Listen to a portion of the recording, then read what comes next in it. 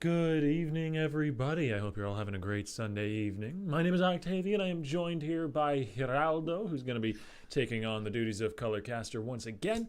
And we are in onto the Rift for our first match, our first semi-final match of the day here for the Rift Cup of the month of May. How you doing, Geraldo? I'm doing spectacular. We got two amazing teams for everyone here tonight in the semifinal match. I'm so excited to get it underway. Some really top-notch players here as we get into the bands. Jinx and Thresh are going to be the first bands on the blue side as Zach and Camille are going to be the response on red. You can already see Zach and Lee Sin, definitely some high priority junglers for both sides, taking that away, as well as some bot lane options for UC Davis, and Camille going to be taken away from Cavell, or Mm. Cavill rather. Oh man, we've had a long, a long series of arguments as to how to pronounce this guy's name, but I think the final one that me and Effect settled on was Cavelli. I think that, Cavelli. yeah, I think that is actually how he wants his name pronounced. Though I may have to check with him after the Gotcha. game. Cavelli is a longtime player here at Reverie, though we haven't actually seen him on this particular team. It is Last Hope, a new roster from what I'm aware of, facing off against UCD, who fought their way here last night. For anybody who tuned into those matches, Lulu being the first pick is not a surprise at all, especially with Karma banned away, and. Well, actually, honestly, that Karma ban as the last ban for UCD does seem like they were pushing Last Hope into the Lulu pick, doesn't it? Yeah, it kind of seems like they were. Lulu is the appropriate first pick here, and Caitlyn is usually the response. And there it is. As UC Davis did. This is basically the start of the same draft as yesterday of UC Davis. I believe it was their first game actually. Um, on red side where they responded in kind with the Ivern Caitlyn, kind of responding to Lulu with a shield composition of their own. So I Mm-hmm. wouldn't be too surprised to see an Oriana coming out of them as well on Crypt. He had a good game on it yesterday in the second game. So I do like this response from UC Davis. Definitely getting their comfort picks here. Yeah, and perhaps we even see the Shen that was played in that same Right. exact composition, calling back to yesterday. But we're still waiting on the next two lock-ins. I think the jungle is, well, I was about to say between Graves and Elise here, as Ethug visually aids me on that point. But yeah, I think those were the two most logical picks, and he's going to go with the Graves as well as an Ashe. They've got plenty of damage now to back up that Lulu. Yeah, definitely. I do like the damage coming out of Graves. It is really strong. I'm surprised they didn't go for the Elise, as Elise is typically the most common response to the Ivern, but it is going to be able to break that seed shield on the side of Ivern. So a lot of damage coming out so far from the jungler and AD carry. I do like the Ashe pick. Would have liked Lucian a little more. I think he is just a bit stronger. Xayah is still on the table, so those champions aren't going to be picked. But the Ashe is still just as good with the global presence as Nami and Gragas are going to be the response on a red team. Uh, There's a hell of a lot of disengage potential between Nami and yeah, Gragas that they've gotten. On top of that, the Ivern to shield, so they definitely have built a composition that can play protect the Caitlyn if they need to. I like the Oriana pick away to keep that out of the hands of Crypt, and more importantly, out of the hands of this team composition as a whole. right, absolutely. I do, yeah, like you said, I do like the disengage coming out from the Gragas, as well as just the lane sustain coming out from the Nami, as Lulu and Ashe have some pretty decent poke with the constant volley and help picks and Glitterlands. So it is going to be a sustain kind of versus poke lane. Like you said, the Oriana takeaway from Crypt is very strong, as the Galio is an interesting pick. I haven't seen Galio in high competitive play for a while. Well, not really. I mean, MSI, but I haven't seen it in my solo queue games. So I do like that pick. It's a very strong, uh, very CC heavy tank in the top lane. Syndra is going to be the counter pick. I do like that as well. Mm. Syndra into Oriana historically does quite well. Crypt was on the other end of that matchup last night. And on the topic of Galio, I actually really like that lane into Gragas and into sort of magic damage tanks as a whole, because Galio Right. does so well at mitigating magic damage, and then he's got percentage damage of his own to shred down a Gragas potentially. So I actually kind of like this lane for Cavelli. Yeah, it's especially since the new changes to some of the AP items. Like I'm really gonna be interested to see what he builds. He could go aggressive for a Banshee's Veil, not as tanky as it used to be. Give some AP. some interesting choices that are available. So I'm really going to be excited to see how that top lane plays out. All right. Well, we're going to have to wait to see how it plays out another 3 minutes or so as we get through the spectator delay. But don't go anywhere, guys. Me and Geraldo will rejoin you rather on the Rift in just a few, so long as you're still here to see us. We'll be right back.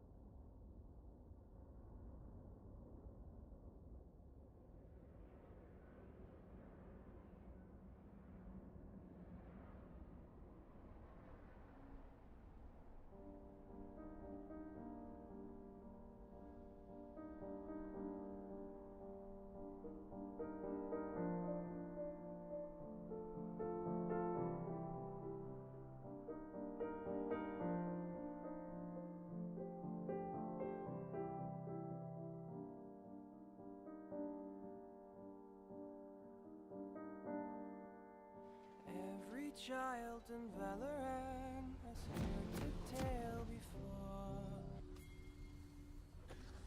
Good evening, everybody. Have a happy Sunday night, and I hope you're spending it with us. My name is Octavian, and I am joined here by the illustrious and indubitable Giraldo, who's going to be covering some color commentary with me. And we're getting in onto the riff for our first semifinal match of the night between Team Last Hope and UCD, standing for University of California, Davis. And it's going to be a hot one, I'm assuming. It's going to be quite a match. We've got some big names on the riff tonight. Yeah, absolutely. Might be a little colder than we think. I mean, you got snow day Syndra, so you never know.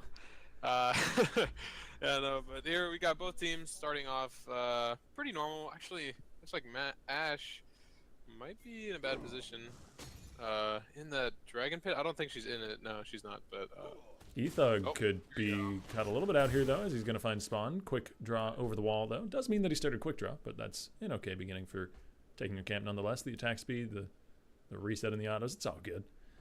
Right, absolutely. Yeah, I think typically I think that is actually what you start if you're going to start an elemental. I'm not sure. You might go end of the line if you start raptors. Even then, I think you go quick draws. So I don't think anything is taken away there.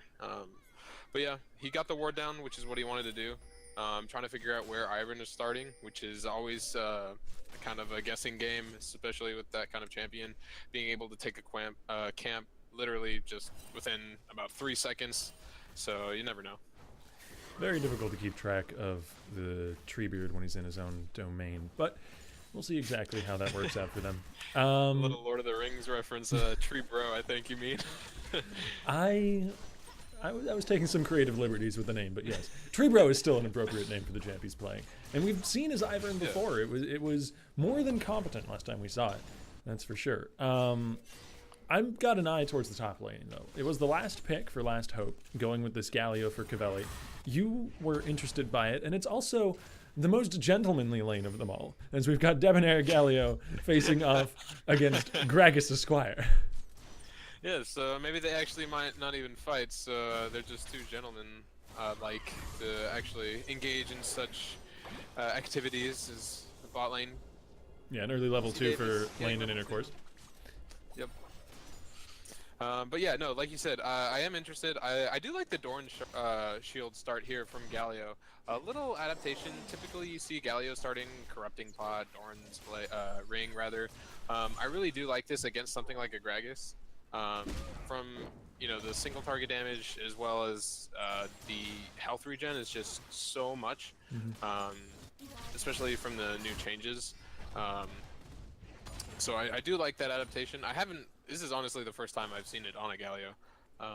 So it is going to be, I'm really interested to see how that plays out in the lane, and you could already see the CS differential is kind of surmounting right now.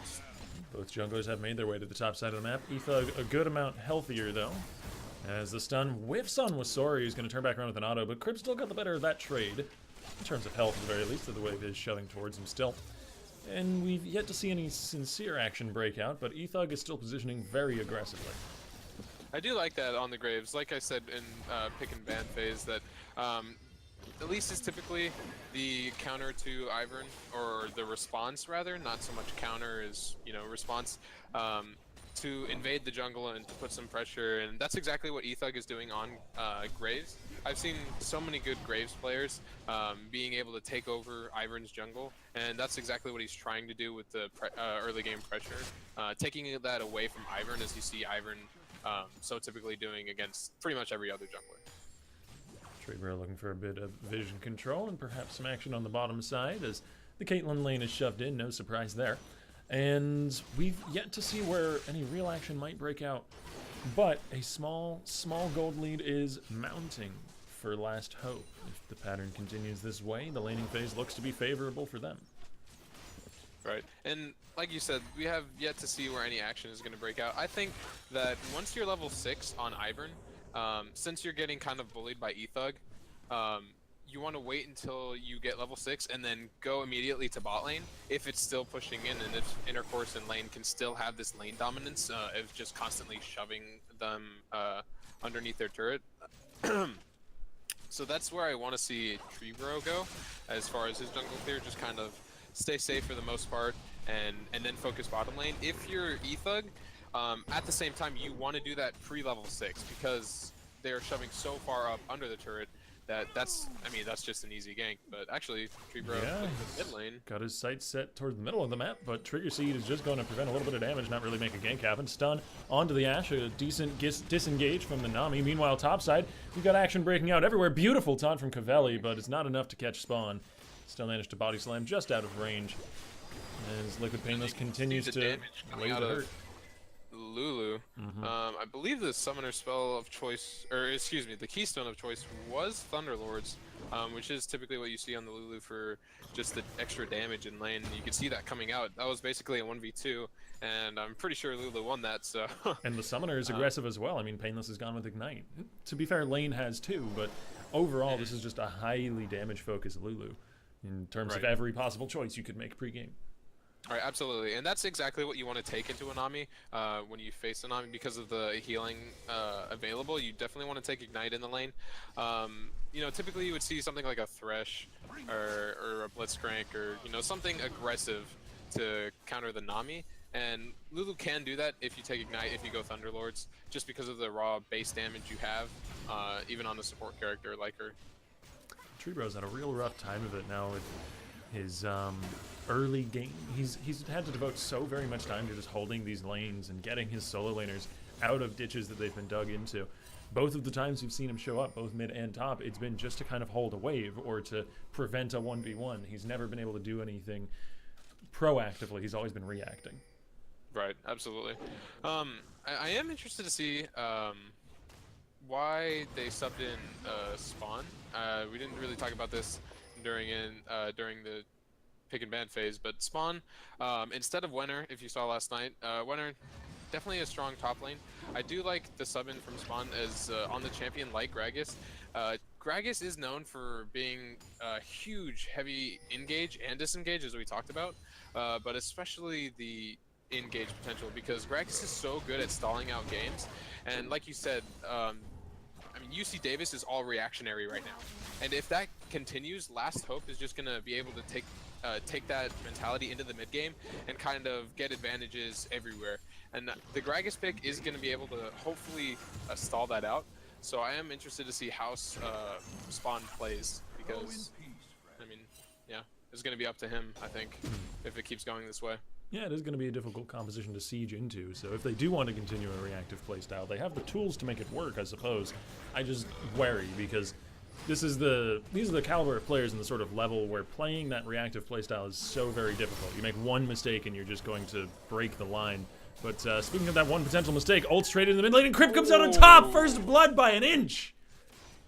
Oh, it was really close there. Not even flinching, not burning flash or ghost or anything. I don't believe Wasori had the flash available. I'm not sure. It looked like it was just coming off cooldown. Huge crit to the face. But yeah, just a misplay, not respecting the Syndra damage. You can't take ghost into that Syndra lane. I mean, if you look at, 9 times out of 10 when you're against the Syndra, you see people taking exhaust barrier. And I mean, you just saw the reason why, especially on Orianna, you don't really have that damage early on to match a Syndra Unleashed Power, and Syndra had at least 2 balls already onto the floor, so the damage was heavily increased. So, I mean, it just came down to summoner spells right there. I believe if Wasori did take Exhaust or Barrier, that definitely would have been a different. Oh, for sure. Yeah, that was like a margin of less than 100 hit points between the two laners. So. Right. But to be fair, Crypt also held on to his summoner spells, as you mentioned, and he could possibly have flashed that shockwave. So there's a lot of ways that fight could have gone differently, but it didn't, and it ended up going over first blood to Crypt, and that's given him some real power in this lane, as we see here in Wasori. Oh man, yeah. I mean, now Wasori is just gonna take a beating because, I mean, I'm not a fan of that last chapter first buy. I would have liked to see, you know, him trying to build a Banshees, maybe some, you know, boots, another Doran's Ring, and Null Magic Mantle to start building into a Banshees. But you do need the mana, so I understand. But yeah, if you don't grab that Null Magic Mantle, some MR, just even a little bit, this early on, especially when Syndra has a kill up on you, it's not going to be fun, because now she has Lost Chapter and Sork Shoes, so... This is really interesting. Not to change the subject too quickly, but Intercourse and Lane are freezing out the bottom lane at the moment, though it looks like they've just started shoving it. And as a result of that, Painless was given the freedom to roam. He's headed towards the mid lane now, going into the enemy jungle with Ethug. We might see some action towards the middle of the map. At the very least, it's vision control gained. Yeah, you definitely want to focus on the mid side. I understand what Painless and Ethug are doing here. Trying to find Tree Bro is... Uh-oh, they actually did find him. Yeah, Dandelion gonna chunk him hard. Daisy comes down, but I think it's a little too late. Flash forward, and there's the collateral damage. Ethug gets the kill. And this is just payoff for the investment of, what, 3 or 4 wards in the bottom side? Yeah, I mean, yeah, you were talking about the roams, and, you know, I'm sure bot lane and the communications must have called out that, hey, Lulu is roaming, but you have to assume that it might be with the jungler on that scenario, especially when lane and Intercourse were just backing, so no one was on the map for Tree Bro, and he was all alone in his bot side jungle. You can't be there. That's, I mean, that's more on Tree Bro than anything. I mean, it was a solo kill, so... That's going to be the dragon going away as well. More importantly, I think, than the kill, giving some extra movement speed to the entirety of Last Hope, which I'm sure they'll do great things with, but maybe not just yet as Wasori gets 1v1 again. Crypto's going to start running away with this game. Yeah, no, Crypt is definitely poised to take this game away from the Last Hope, as Wasori just holding on to the summer smells. When you see the Scatter the Weak, you gotta react to that. I mean, you have to respect Crypt's power. I mean, it's 11 minutes in, Sork Shoes completed, no MR on the side of Wasori. Finally built the Merc Treads, which I do like. Sounds like he was seems like he was listening to the stream, but it's just too little, too late. And now 2-0 Syndra going into the mid game is going to be pretty scary for Last Hope. There was a ward in that bush very recently, so Tree Bro was spotted out, and this is why we're seeing the Lulu and Ashe play so far back. Seems that UCD have realized that the jig is up, probably partially in part due to that pink ward in the tri-bush. And the game still holds relatively even. There's pain in the mid lane for Wasori, that's for sure, but on Orianna, he's not exactly a lost cause, and he's still got a CS lead, he's still farming well, he's still got utility. I don't think that this lane is fully lost. I just think he needs to respect Crypt's ability to 1v1 him much more. Yeah, definitely. I don't think Orianna as a champion is ever really a lost cause. I mean, you can only see there's only a 1 level discrepancy between the two players, so he's holding his own. At least it's, you know, like you said, it's not like a 20-30 CS differential at 12 minutes, so he is holding his CSD well. I mean, yeah, but the only thing is he can't just keep giving up kills. Excuse me. Yeah, we're kind of on the tipping point right now. He's doing okay. He's teetering on the edge. If he gives up another kill, maybe another roam, then yes, the Syndra is officially out of control. And that's the most interesting part of a match. But we've got Noah Most landing the arrow on Intercourse. Beautiful sidestep on the bubble, and Painless gets the kill. That was clean. Flash forward from the Ashe. Slow onto lane. It will just about expire. He's got his own speed buff to get out. I think the Nami makes it out safe. Meanwhile, mid lane, we've got Ethug looking to even this disadvantage up, but Crypt sidesteps the collateral damage, and a trigger seed over the wall means Wasori can't tower dive. Wow, I mean, action all over the map on the mid to bot side. Intercourse not respecting the arrow and the damage out of Painless and Most. I mean, you gotta respect Flash that arrow, or at least Flash sooner. And it was a beautifully timed polymorph by Painless right after the arrow expired. So he had no chance to flash after the arrow hit. So just a bit of a misstep. And in the mid, actually, surprised Crypt didn't flash the shockwave. Didn't see Graves, but a nice sidestep to dodge the collateral damage and any further damage that would have happened to UC Davis. So nice play by Crypt, just barely pulling a Jensen with the sidestep. That will be that coveted first brick gold going over to Last Hope. Tree Bro will secure his blue buff, which is quite important actually, because that represents 2 blue buffs if Ivern gets it. And on the bottom side, we've got another turret hurting. So Last Hope looking to seriously start ramping up into this mid game. They've got the tools for it, that's for sure. They've got a beautiful engaged teamfighting composition between Galio, Ashe, and Orianna. Yeah, oh man, I'd really like to see a Galio Ori combo, but might have to wait just a little bit on that one. Yeah, I am interested that I haven't really seen a red on Gragas this entire game, 15 minutes in. You know, like you said, Ivern has the ability to share, and so often, depending on what side Ivern is on, if depending on blue side or red side, the top laner or the ADC gets the red. Actually, make caster curse. Spawn gets the red, but yeah, definitely a little bit earlier. I think would have helped Spawn in the lane, get through the laning phase a little bit easier. I mean, it's only a 10 CS difference. On top laners, that's not really a big deal. You're gonna be tanky no matter what. You're gonna just look to engage and survive. So as long as no one is running away with the game in the top lane with a tremendous amount of kills, I mean, tank v tank. Like you said, the gentleman just agreeing to farm it up. So yeah, of course, it is the camaraderie-esque thing to do. Words are difficult. I was looking for a different one, but I settled on that one.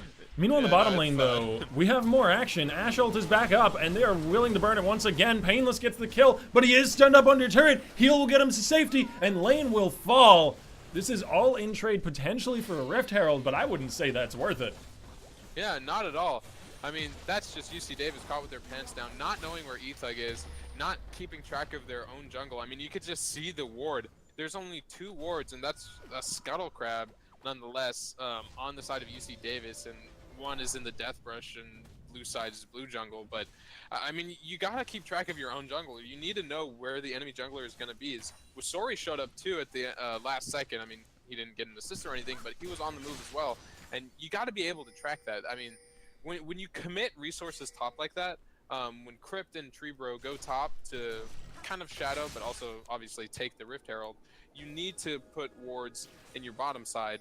Lane, I mean, I believe that's on lane to put those before knowing that he's not going to have any support, needs to spot out where the threat is coming from and then respond in kind. And there was no pre-setup to do so. And so when it actually happened, there was no knowledge. So The next big tipping point to keep an eye out for is going to be this dragon spawning in just a few seconds.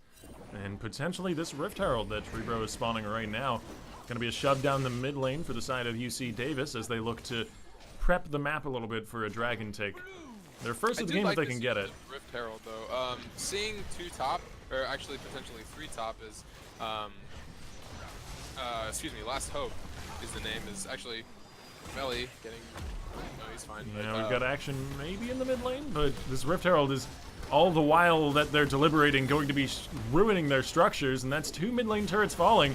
Dragon is available now. We'll see whether or not one of the teams can fall back to it as there's a 2-man taunt from Cavelli flashing and the knock-up onto Crypt. This is a great target to finish off, but they just don't have the damage. There's the Galio ult for another beautiful knock-up, but Cavelli doesn't have a team to back him up anymore.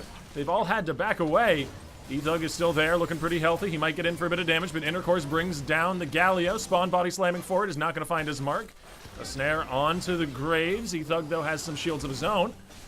And I think UC Davis want to back out now. They've gotten 2 turrets. They've gotten a 1-for-0 trade. If they can just get vision on this dragon to prevent it going down and back away, then I think they've done quite well. Oh man, Cavelli had such a beautiful taunt flash onto Crypt and Treebro, but unfortunately, when he backed up on the Galio dash, the shockwave only caught Treebro and didn't collect Crypt. If that shockwave had caught 2, that would have definitely been a turning point in that fight and been a completely different result, as Last Hope was just getting their wits about them from coming from the top lane and putting so many resources there. I do like the initial setup from UC Davis rowing team to finally take charge and notice where Last Hope's resources are. They see 3 heavy in the top lane committing their resources, and they in turn respond with the Rift Herald that they had previously acquired. And so that was really, really good macro play there, and it turned out in their favor with an even better team fight going 1-0. And it turns out that Rift Herald was worth 2 turrets bottom lane, because they used it to take 2 of their own. I think still, even a few weeks to a month after the Rift Herald changes, it's undervalued a bit, and I'm always happy to see it used to its fullest potential, because that thing is just disgusting if you can get it in the right place at the right time. But yeah, we've got Spawn against Wasori in the top lane. I don't think he actually wins this duel. And there's more coming up the river. There's the shockwave. Spawn is held in place. He has to flash away. He's bitten off way more than he can chew, which is quite a feat on Gragas. Nice sidestep on the Ash Arrow, tossing away Liquid Painless, but he tossed him the wrong way. Plus Ignite and Glitter Lance means Ethug actually gets the kill. Yeah, it was a nice little KS over the side with the collateral damage is Spawn not respecting his or not paying attention to his own ward coverage. I mean, you can see the double pink ward defensively placed by the side of UC Davis, putting on the red and the entrance to the red side jungle. As you know, when you're gonna push up like that so far in a lane in the kind of no man's land in the middle, and you don't have a turret in such a long lane, you're gonna get run down. No vision in the river means, I mean, it's any man's guess, and Spawn unfortunately guessed wrong. Now I imagine vision priority over Baron Pit is going to become a huge priority in this game. Pardon me. We saw last night in every single game they played that UC Davis puts a huge emphasis on these early Baron attempts. And as such, I think they're going to respect the potential early Baron attempt from Last Hope and definitely play around this top side of the map. Yeah, like you said, we definitely saw a lot of early Barons from them, taking 2 Barons by the 25-minute mark. It was, I think that was their second game. Very, very Baron-focused team when it comes onto the table. So that is one of UC Davis's strengths, and I'm really interested to see how Last Hope responds, as they are just going to clear out the vision and lay down some of their own. Yeah. Meanwhile, the lane is being shoved up by Spawn bottom side, so a small advantage building for UCD, but it's going to be a little while before it turns into anything significant. And Noah most busily taking the red. Him in the bot lane. I really do like that because taking a little while for Cavelli to go down there, but since he does have TP, sending him bot is obviously the right call with the Baron being on the table. Cavelli didn't really have to be there too early, as the turret for bot lane is still up, and the outer and inner for bot lane is already gone for that Rift Herald so long ago. Is looking for a pick, possibly with the Enchanted Crystal Arrow. I would like to see that, maybe on lane. Yeah, or Crypt. They're both a little split off from the rest of the team as the Crystal Arrow whiffs to the side. And I mean, Intercourse and Treebro are going to take this turret. I mean, when you set up like that, you clump up and wait for that long. That's the risk you take when you're trying to find a bait. Is you let your team, or excuse me, you let the enemy team just kind of do whatever they want, and that's the risk you take. If they check, then you get so much out of it. If they don't, well, then they're gonna get something out of it. So it's not too big, obviously. Last Hope still 5,000 gold in the lead. Just one turret. It's not gonna change the whole game. No, but it is going to be super helpful for UC Davis because they've been hurting for turrets for a long time this game. And up until then, they'd only been able to get the 2 that they got off the back of Rift Herald. So getting that extra outer, especially the one that's on the top side of the map near the Baron Pit that's been such a focus for this game, I think is going to be huge for their ability to play more safely and get better vision around here. Yeah, no, absolutely. And I mean, I wouldn't be surprised to see Last Hope just go again with that same. This is a lot of damage. Yeah, there's this in the hole. Bait, as they did before, Enchanted Crystal Arrow with Cavelli's ability to go in and get a nice flash taunt. So I mean, definitely is something they can revisit at least, you know, maybe 1 or 2 more times. As the title actually Nami comes ulti out. lane could be face checking into more than he bargained for though. There's the Ash ult. Nami goes down. That is Sushi. Just prepped and easy, ready for the enemy team. Spawn now taunted up. He's going to body slam out. He's burned very low. Cavelli going to continue the chase, and Ethug will finish this kill if only he can get in range, but he gets slowed. There's the taunt, though, and I imagine Spawn doesn't have much longer to live. Baron now is a real objective for Last Hope. Oh man, Intercourse just going way too hard without any support. Ethug was taken so low by Intercourse when he was in the Baron Pit, and I mean, he just wanted to make the hero play to come back in the game for UC Davis, but it wasn't enough as he literally just got one-shot by Ethug. Treebo has flash. End of the line. We might see a steal attempt. No flash over the wall. Daisy gets thrown in, but that's not going to do anything. As Baron goes over to Last Hope, that is a huge swing. This game so far has been Last Hope standing maybe 10-15% ahead, but now they're a good amount more than that. They're firmly in the driver's seat. Yeah, I mean, 10,000 gold lead at 24 minutes is no small margin by any means. And now, like I said, Red Team has just been reacting. They finally did turn it on a little bit with some good macro play, but they kind of had to slowly go about their engages and stop being reactive. the play by Intercourse right there to get Ethug so low. Right there, they needed to play it just a bit slower and try to take some advantages out of it. You know, put pressure in your side lanes, try to bait the Baron and force a fight and get a pick. Enchanted Crystal Arrow, I mean, it was on lane. He was going to die anyway, but I mean, just going way too far forward and getting a little too antsy on the side of UC Davis from their bot lane was just unfortunate and swung the game entirely into Last Hope's favor. There's Mountain Drake to swing it even further. A blue buff steal all of the smaller objectives taken after the biggest one. And we'll see what else Last Hope can do with this Baron. I imagine they're going to split their forces a bit and try and pressure as many waves as possible. It seems like the solo laners have gone bot and top, and the rest of the team will form up mid. Yeah, actually, like Orianna being pulled back. Definitely a strong... Oh, actually, just kidding. There's the Ashe ulti. Shockwave still possible. Pulls Crypt back, and Ethug finishes the kill. Nice and clean under the turret. Comes TP, though. Gragas doesn't really have a great in here, though. A lot of their damage is missing with Crypt down. Yeah, you can't really get that burst damage you want out of a Syndra, or out of a mid laner. I mean, because the mid laner's dead, so... Yeah, it's the best CC, really. Polymorph onto the Ivern, forces his flash away. Turret will fall. Last Hope have already gotten what they came for. We'll see if they can get anything on top of that. Intercourse chunked dangerously low. Drops a Piltover to clear the wave, but it won't be nearly enough. The inhibitor turret next to go down. The inhibitor is going to be under fire as Cavelli pushes the enemy team back. And that's an inhibitor taken at 26 minutes. Yeah, I mean, we talked about people not respecting Enchanted Crystal Arrow in the bot lane. Now it's in the mid lane. I have seen some, it's a very Korean thing to take Cleanse as a mid laner, even if you're against an Orianna, even if the enemy team just has an Ashe. Because they will send Ashe mid so many times to, you know, just camp the mid laner and use the arrow on somebody without a cleanse. So I'm not, obviously, cleanse I don't think should have been taken. It was an option, but if you don't take cleanse is what I'm saying, you have to be able to respect flash that or back up since your flash is down. And it's always a constant threat that people just don't respect. They're building into one at the moment. Lane is building that Mikhail's Crucible, at least I'm assuming that's where that, yeah, there it is, the Crucible completed.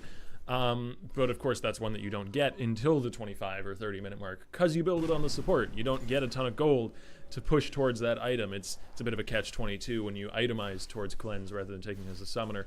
But as you say, against an Orianna and lane, it wouldn't have been super useful, so it puts Crypt into a bit of a corner. The best solution is not to get hit by the arrow in the first place. But Noah has actually been really on point with his shots. He's kind of been a bit of a quieter carry this game, but he's playing the assist Ashe very well. Yeah, no, Painless is definitely getting some key polymorphs, is sneaking up on the side on carries and polymorphing them so they can't flash away as, oh, fortunate explosive cast. But yeah, you gotta give credit to Painless as well. He is playing Lulu exceptionally well. 2-0 and 5, been everywhere. Key polymorphs, which is exactly what you want from a Lulu. So just as much credit as we're giving to Noah most, you gotta give it to Painless. As now with that free pressure in the mid lane, Last Hope are looking to shove down the bottom side of the map and top at the same time. Pretty standard play, but that's because it works pretty dang well. Thankfully, small mercies. UCD doesn't have to deal with Baron buff anymore, that has worn off. But this is still perhaps an insurmountable amount of pressure. Ethug gonna get a shield that completely eats that ace in the hole. And Cavelli's pressure up top side is met by a Gragas. Yeah, I do like this again, coming out from Last Hope, just putting the TP in the top lane, where he's trying to break that inhibitor turret. Is he might just be able to. His spawn is kind of weaker. Is Ashe ulti landing on Trebro. Redemption comes down. Ethug flashing back behind the entire enemy team, but he doesn't care. He's got so much damage that Caitlyn evaporates in a second. Continuing his chase now, he's going to look for some seafood, or perhaps, I don't know, a toothpick to pick his teeth with. I don't even know where that analogy is going with an Ivern involved. There's another beautiful polymorph. Gragas having to wait in the explosive cast. He does manage to toss Cavelli, but he doesn't land on the fountain. A two-man shockwave followed by a taunt, and they're fighting them back to their fountain. Last Hope, 30 minutes in, are going to clinch this game and move on to the finals. It's just a matter of formalities at this point. Yeah, I mean, that's just the amount of gold lead that they have. I mean, you get an enchanted crystal on an Ivern, any other game, you're not gonna follow on that engage. But Ethug 9-0-1 to finish it out. It just does not care about anything, flashing and quick drawing into their entire team. I believe it was 2 autos and the collateral damage that took down Intercourse, just doing so much damage. And I mean, you just look at the CS. I mean, 200 on a jungler versus the most 100 dealt, on the enemy I jungler. believe. Oh, I would not be surprised at all. Yeah, 9-0, absolutely. 200 CS. This Graves performance was absolutely stellar, and we'll see if he gets it, and if he does, how well he can perform on it in the finals, because we're going to be getting to those very shortly. Give us just a few minutes, folks. We'll be into the finals in just a few, and don't go anywhere. Me and Geraldo will be right back. Adios.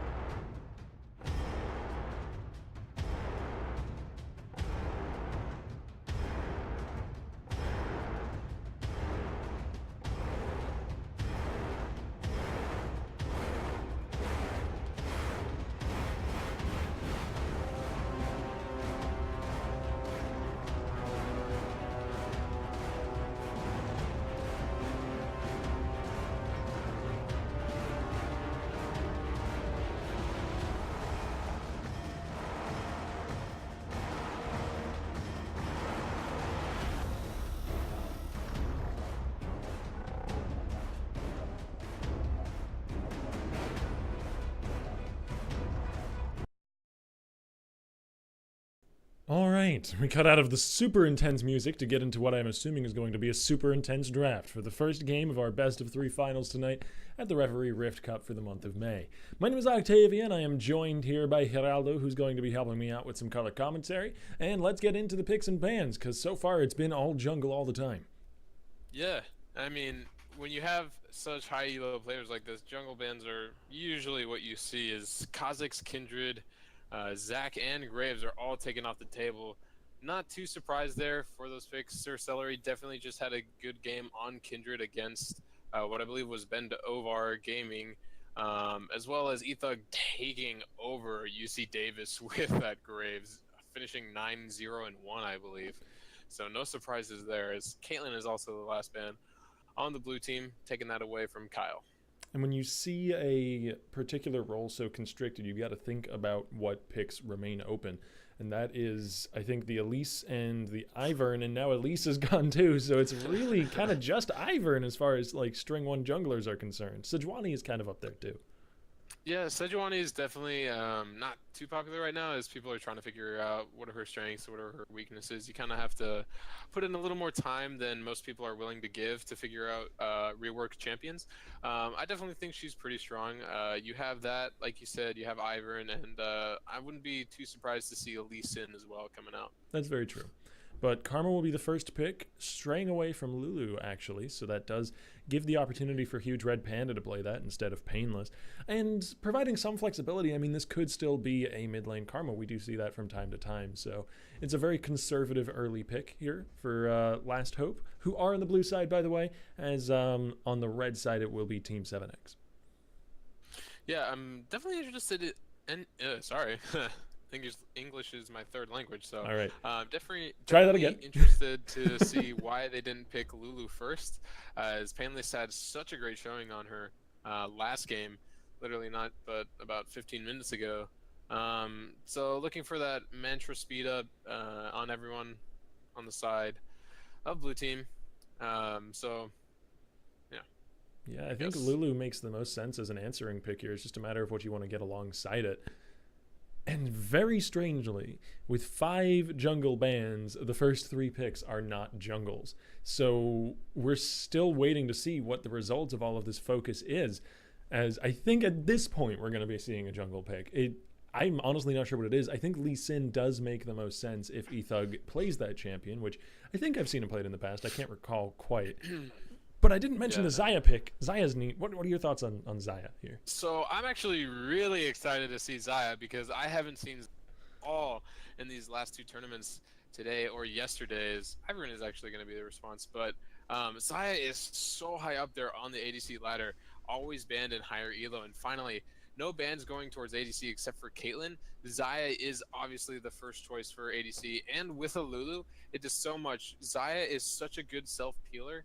And now with the Lulu, with the wild growth, polymorph, glitter lance, just everything in that kit just spells disengage and kite. You just said every one of her abilities.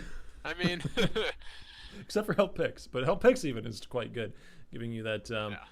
Xayah has quite a lot of attack speed to be able to work with that extra little bit of picks damage. So really, really solid synergistic lane that isn't Xayah Rakan, which I don't know, that disappoints me a little bit. That the more synergistic pick isn't to go Rakan. No, it's not. And on the side of Last Hope, Ivern and Lucian are picked. And oh man, I gotta talk about this composition because I hate Karma Ivern so much. I hate it because it is impossible to kill someone on that team. If it is a support Karma, then it's gonna be double redemption, double Athene's Unholy Grail, double everything. And it's so hard to kill somebody, especially like somebody who's slippery as Lucian and maybe even Akali, but it's just so impossible to kill everyone, and you just get so aggravated, especially on a champion as friendly as Ivern. It's so tilting, and it's so annoying, and I really do like that composition. I'm glad I'm not facing it, but it is very, very strong and underrated. Yeah, strong core comp. The only downside I would say is that it's not super high damage, so I would like to see a more damage-focused top laner get picked.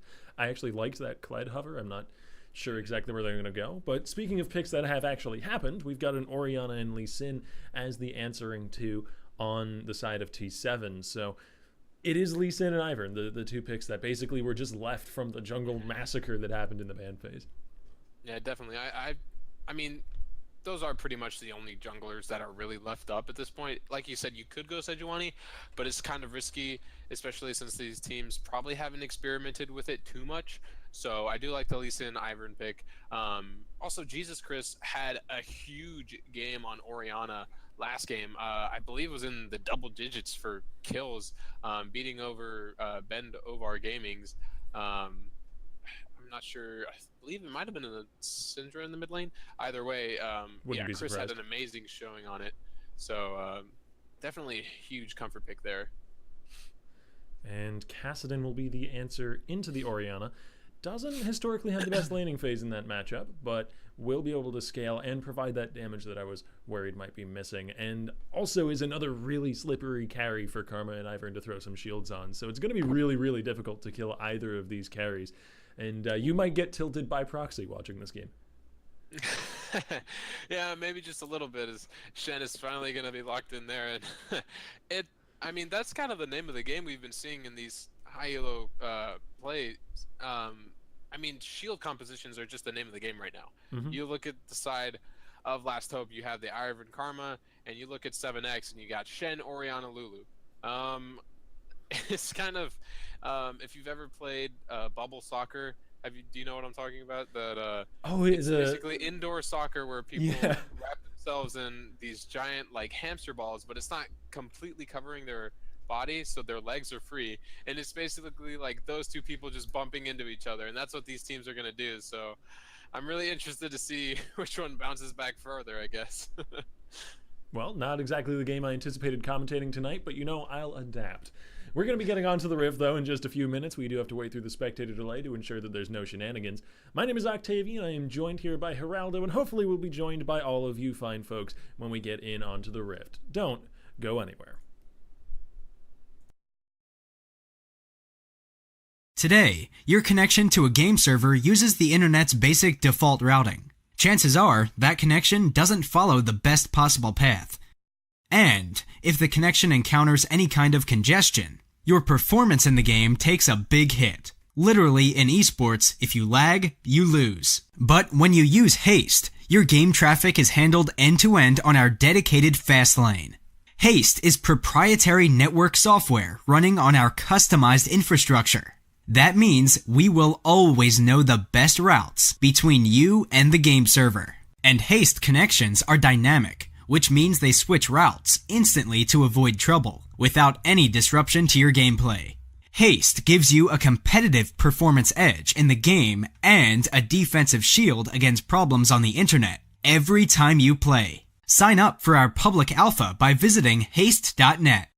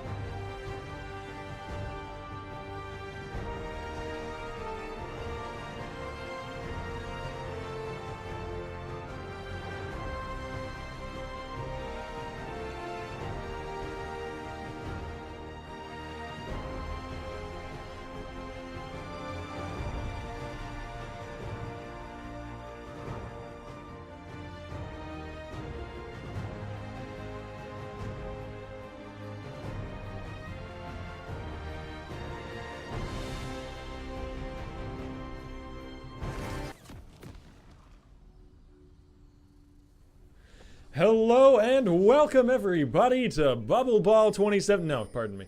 Welcome everybody to the Rift. My name is Octavian and I am joined here by Geraldo.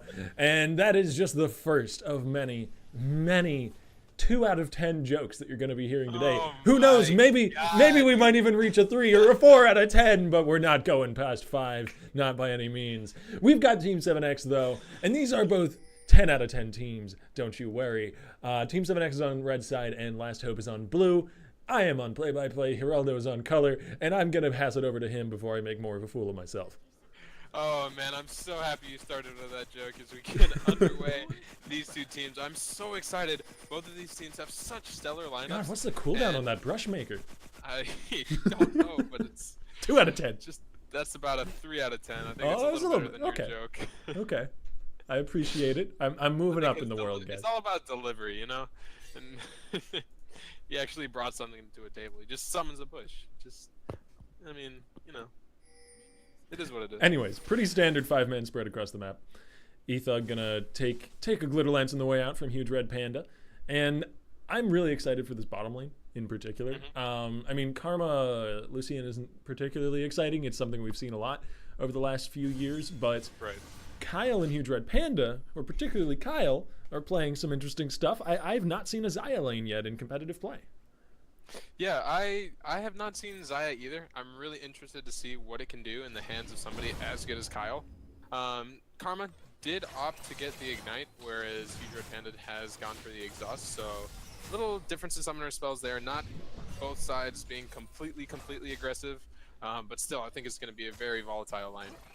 Yeah, I mean, and Xayah is actually relatively similar to Lucian in that she's very combo based, she's very cooldown based, and she's relatively short range. So this lane's going to break out into combat quite often, I imagine.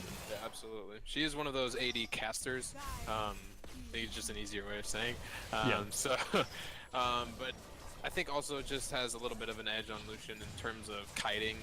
With that, I think the ultimate is called Blade Caller, if I'm not mistaken. That's the E. I forget the name of the I think ultimate, it's but Feather Huge Red Panda Swarm. getting ignited. There's a flash forward. Liquid Panda's gonna be hit up by that Blade Caller as he gets snared on the way in, but Kyle's still getting chunked by Noah Most, who hasn't really taken too much pain on the way into this fight, and it's gonna be a 2v2 victory for Last Hope. Flash away from Cavelli topside. If you can get a little bit of courage back, though, you'll be just fine in this lane. Just gotta last hit a few more times. Yeah, so like I was saying, just a little bit volatile in the bot lane. 4 summoners burned on the side of Last Hope and only 3 on 7X. So a little bit in favor. Kyle keeping his flash. Ethug coming to the bottom side, this time on the Ivern, and doesn't realize he can't handle the 1v1. Sir Celery finds him in the tri-bush and chases him off.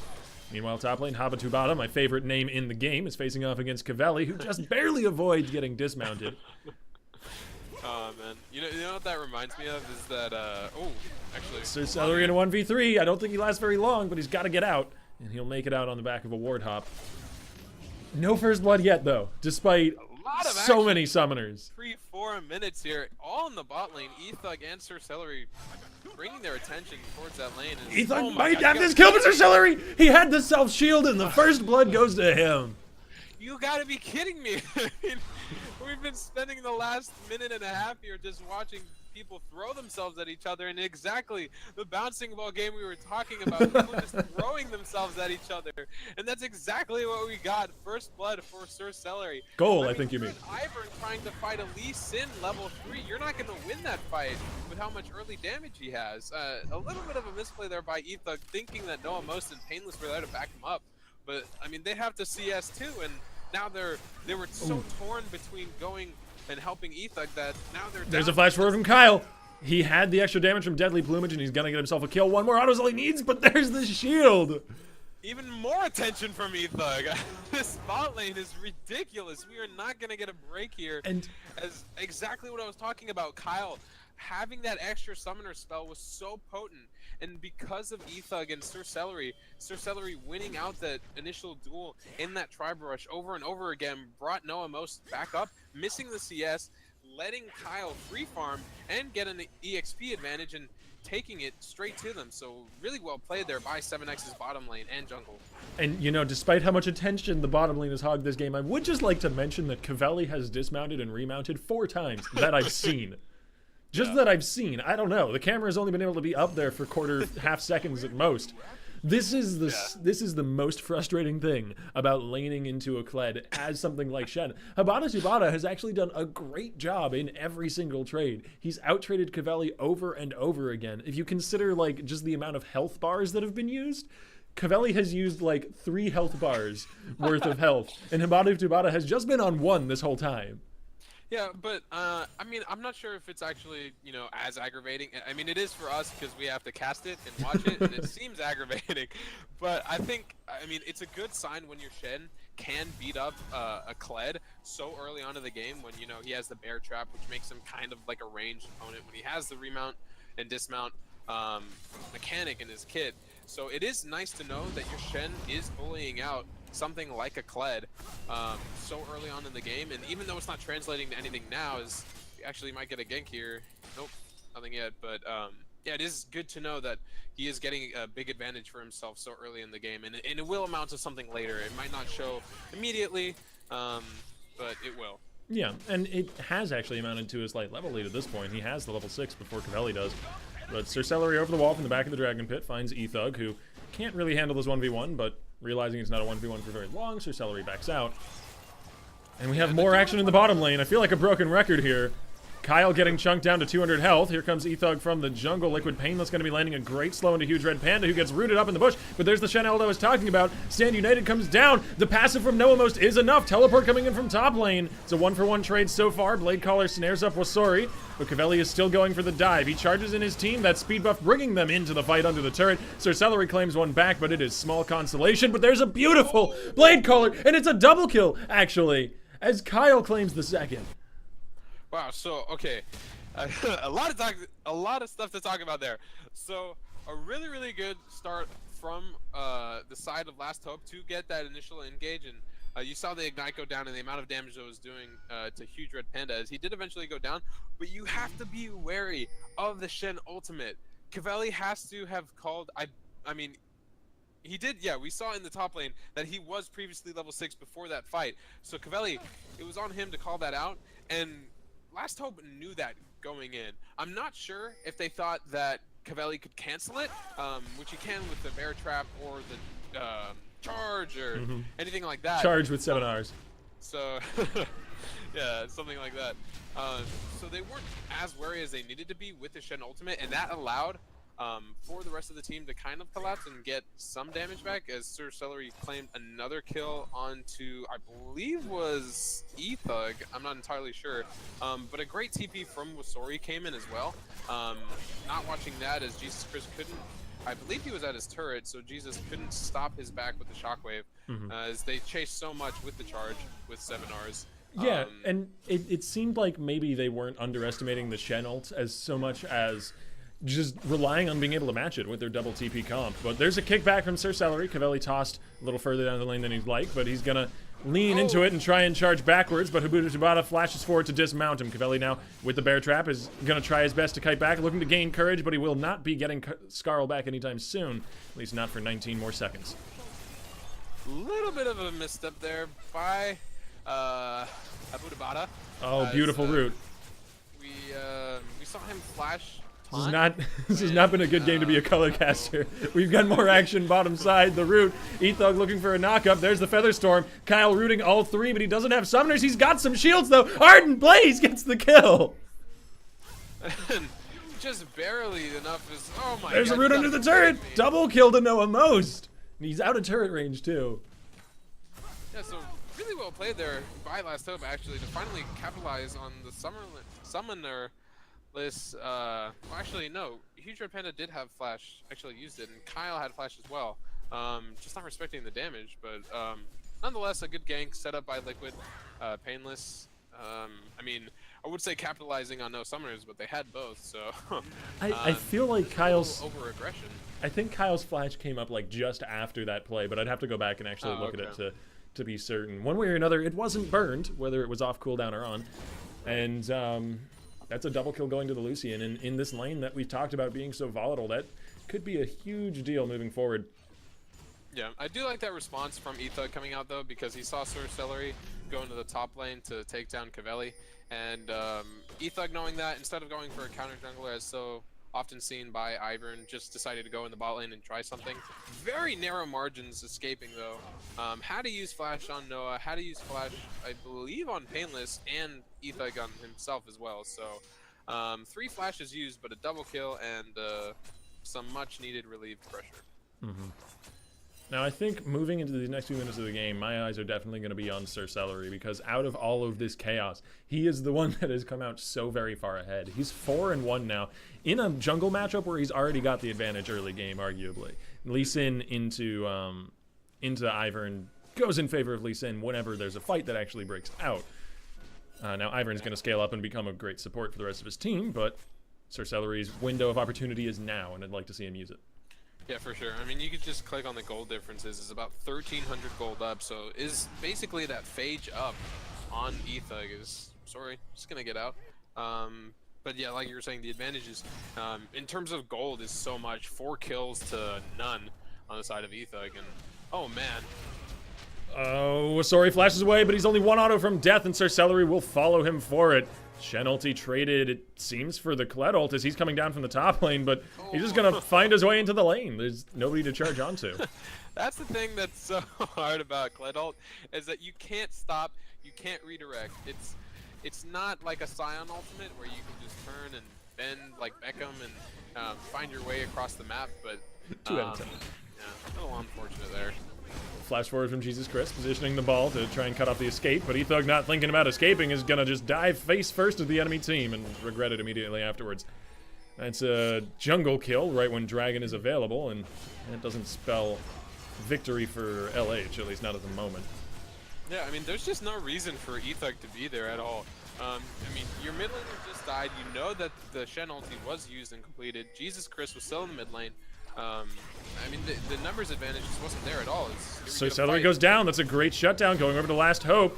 The Dragon is falling on the other side, or has fallen already.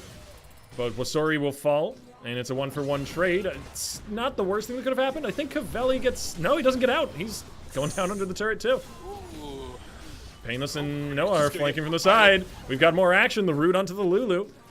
Noah committing now with the dash forward, and that's a 2-for-2 trade overall, as Dragon goes to the side of Team 7X at the start of it all.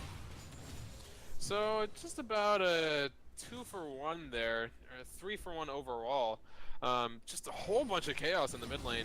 I do like the catch onto Wasori initially by Sir Celery to set that whole kind of thing up, and then Kled missing the ultimate and Etha going way too far forward, and the rest of the team on 7X knowing that they have numbers advantage, knowing that their team is overstepping. I mean, yeah, Wasori and Cavelli ended up catching out Sir Celery in the side brush in mid lane, but afterwards it was just so messy because they didn't have anyone else from the bot lane coming up, and they just had such an advantage with the Shen, with the Orianna to take down the rest of the team. I gotta admit, I don't really have a great follow-up point to that, because most of what you were saying there, I was distracted trying to think of a way to use 7 times as a joke. Like somebody had 7 times the kill or CS of somebody else, but that doesn't really happen too often. Use Red Panda, down to 200 health. He previously had 7 times that amount.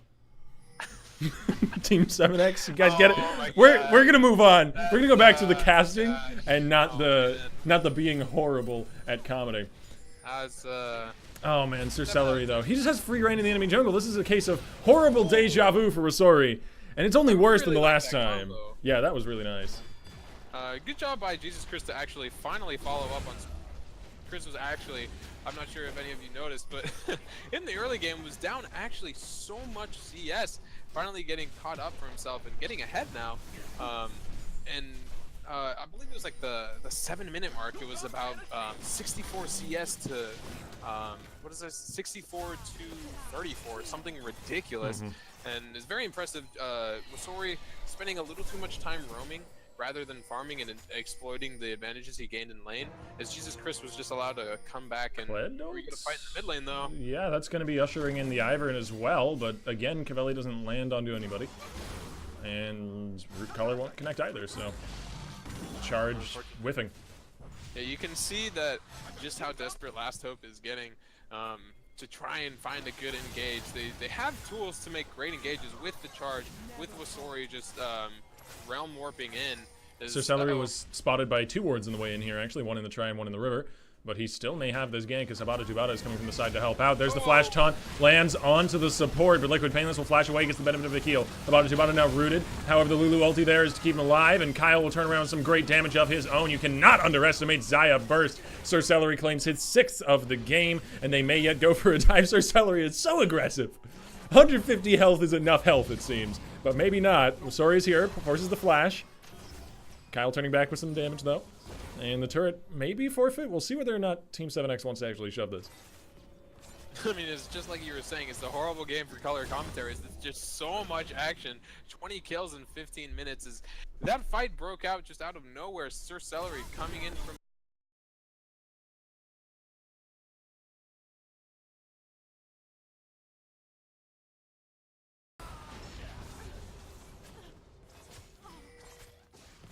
I can hear you. That was interesting, though. Oh, the stream can't hear you? Okay. So, I guess Octavian's mic has just broken, unfortunately. So I will be taking over for the solo cast so far as we're trying to get that fixed. And I'll just talk to myself here. Yeah, like I was saying, the fight kind of broke out of nowhere as Charge was used in the mid lane already to try and fight. I should be back now. Engage. Oh, okay. Apologies for interrupting, but I'm sorry about that, guys. My mic cord just pulled itself out of the socket, but I got it back in time.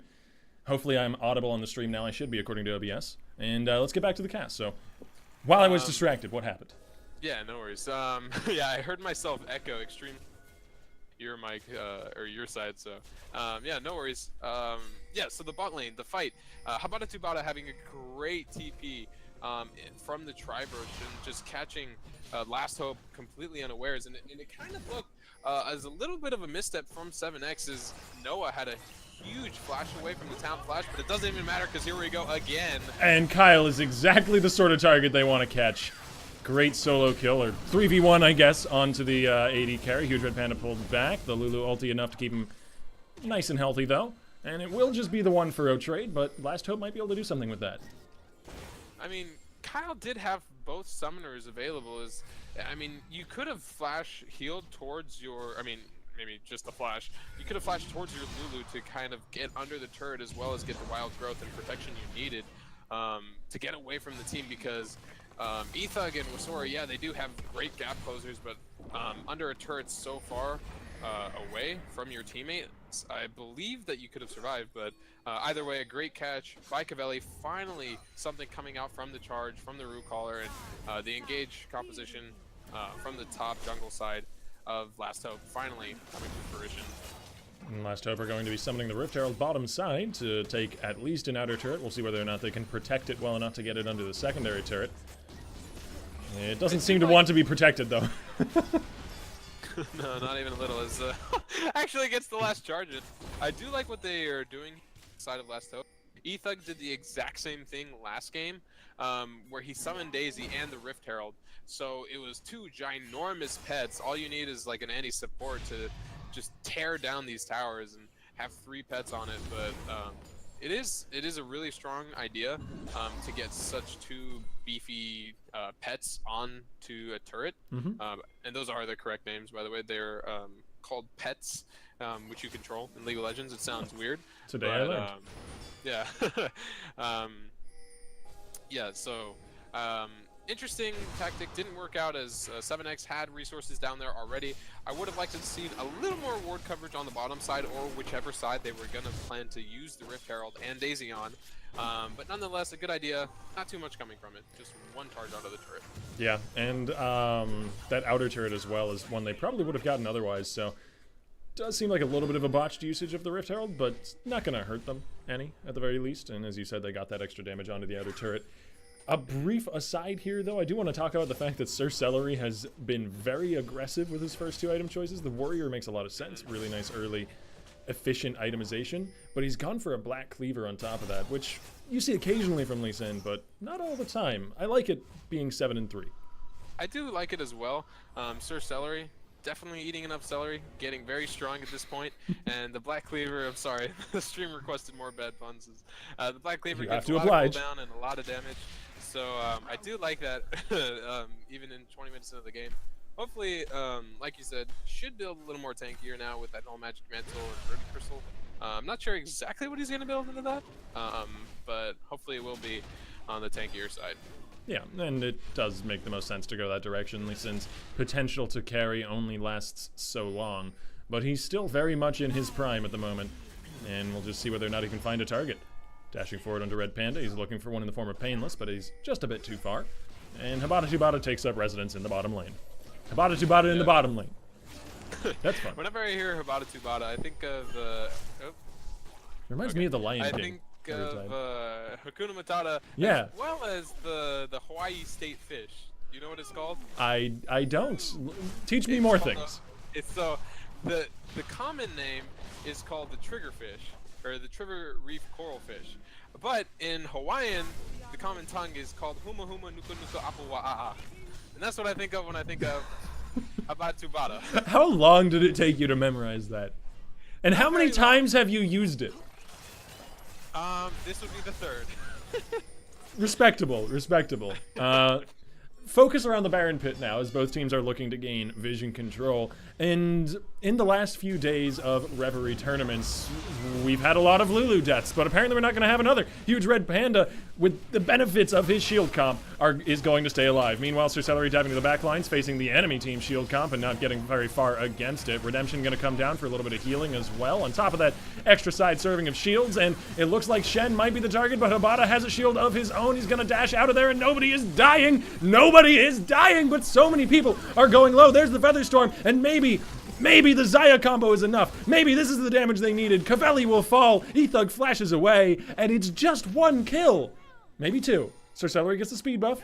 He's chasing forwards. The Q lands onto the minion wave, but it still lets him get right next to Mr. Treebeard, and it will be Timber. Yeah, Treebeard coming out. Treebro was in the last game, but that's okay. As 7X might just be looking for the Baron, and it's exactly what we're saying. Nobody was dying. These super long fights are just people bouncing off each other and just not dying because of how many shields are going on in this game. I mean, right when you think somebody's about to die, a Karma shield comes out. Lulu Wild Growth comes out. An Orianna shield, a Shen ultimate, anything you can imagine. At the last second, and it's finally just the gold lead from 7X that comes out to take the fight, and I don't think anything more than that, really. The whole composition, the whole team is just one big tank, and it's very, very difficult to find the right target to focus. And maybe it's best not to focus a single target. They've got really great AoE damage on the side of T7X. They've got Orianna, Xayah, even Lulu can offer a little bit. Maybe the right call is to just try and get those huge wombo combo fights that you really can't shield your way through. Right, absolutely. And speaking of shields, you see now that Redemption and Athene's Unholy Grail has been completed on Ethug, he is most likely going to go for the Locket of the Iron Solari, as well as Painless is already building that up. So it's going to be even more bubbles as the Mantra E, Locket of the Iron Solari, Redemption. There's just so many tools on the side of Last Hope to survive this initial onslaught from the Shockwave, from the Feather Collars and everything else that comes down from the side of 7X. Here's the engage. Actually get a charge. They are coming over a ward, though, so it looks like T7X were in position to back away. There's the Shockwave. Sir Celery diving once again to the backlines. This man has no fear whatsoever, but he may pay for that this time. Lulu ulti comes down, but it's not nearly enough. Wasori claims the kill. It's one traded back to Last Hope, but they're now on the retreat. They don't have any gas left in the tank after that engage, it seems. They're going to back away after getting their one kill. So yeah, just I mean, a bit of an overstep by Sir Celery to go back in, not knowing Panda. that the Shen ultimate cooldown. It just now came up on the side of Huma Huma Nuku Nuku Apawa'a. Just kidding, but it did just come up. So unfortunate. You saw them were waiting in the wings for that Shen ultimate to be up and for sorry, I forgot his name now. Habata Tubata. Habata Tubata to push up in that top lane, so you could see that they were just waiting, and really nice play there from Last Hope to capitalize on that, knowing that they were hesitating, waiting for that Chen ultimate to finally push up. So a nice charge in from Cavelli, and they did expend a little bit of a summoner spells I mean, you gotta to catch him out, but you got to look at the result of it all, though, because yes, Lee Sin died, Sir Celery got put back into the dirt, but a secondary turret falls, going over to the side of Team 7X, even after losing a kill, because there was just so very much expended by Last Hope getting that one kill. And it's not just about the kills, you got to look at the results. right. They could no longer defend against a Baron buff empowered team after spending so much just killing one person. Yeah. I actually don't know how celery grows. That's an interesting question. Is it just like a I mean, is it like a potato, like Asking the important question. in the like just in the dirt, just out of nowhere? I mean, it's Probably, obviously not possibly. on trees, not on some like vines or anything. I imagine dirt is involved somehow, somewhere. There's probably some sort of root system on that plant. But dragon goes down. It's not a dirt dragon, it's a water dragon. It's an ocean drake. And that is full dragon control so far for a team that's also got 5-2 turret lead and also got a 6k gold lead and the first Baron. Team 7X are sitting very pretty in this game. They're peachy keen right now. So celery is grown in a stalk, just by the way, very close to cauliflower and other kind of stuff like that out of the ground. Just for anyone who's Do I have a co-caster or a co-gardener tonight? I'm just wondering. You know, this is my job. I know fun facts about state fishes and how to maintain your garden. So That's why we pay the big 26 bucks. minutes into the game, 10-19, a 7,000 gold lead for 7X here as they are pushing in the top lane. Habata Tubata, I would like to see him push mid lane, which is actually what he's going to do. That is the last inner turret remaining. No longer Baron buff. It's going to be hard to push these waves. This turret is already quite injured, though, from Habata's earlier efforts. Right. So and, Kyle really only needs like a moment or two on it for it to fall. And if you're Last Hope here, you gotta figure out what you need to do. You can't just sit around and you can't lose the game turret by turret while 7X is just running around doing whatever they want. You have to figure out a game plan. You have to figure out who you're going to engage on, when you're going to engage, and how you're going to do it. And here they Here's go. the answer. Trigger-seated Cavelli diving into the back line is going to start it off as Liquid Painless looks for a snare into Jesus Chris. He finds it, but there's very little follow-up, and Kyle is turning back around some great damage of his own. There's Ethug caught in the back lines. That Ivern is down, and Sir Celery tanking up for his team. He's going to chase away the rest of Last Hope. A botched engage. Yeah, exactly. I mean, that's just exactly the kind of play you have to go for here. You're going to lose the game either way, just waiting around. You need to find some miracle engage to finish it as...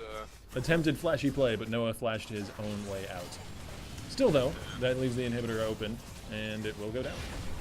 Yeah, so a good response. Nice use of the Shen ultimate in that fight, just cutting back extremely well. As Blackwood was talking about, they have so much disengage potential on the side of 7X's.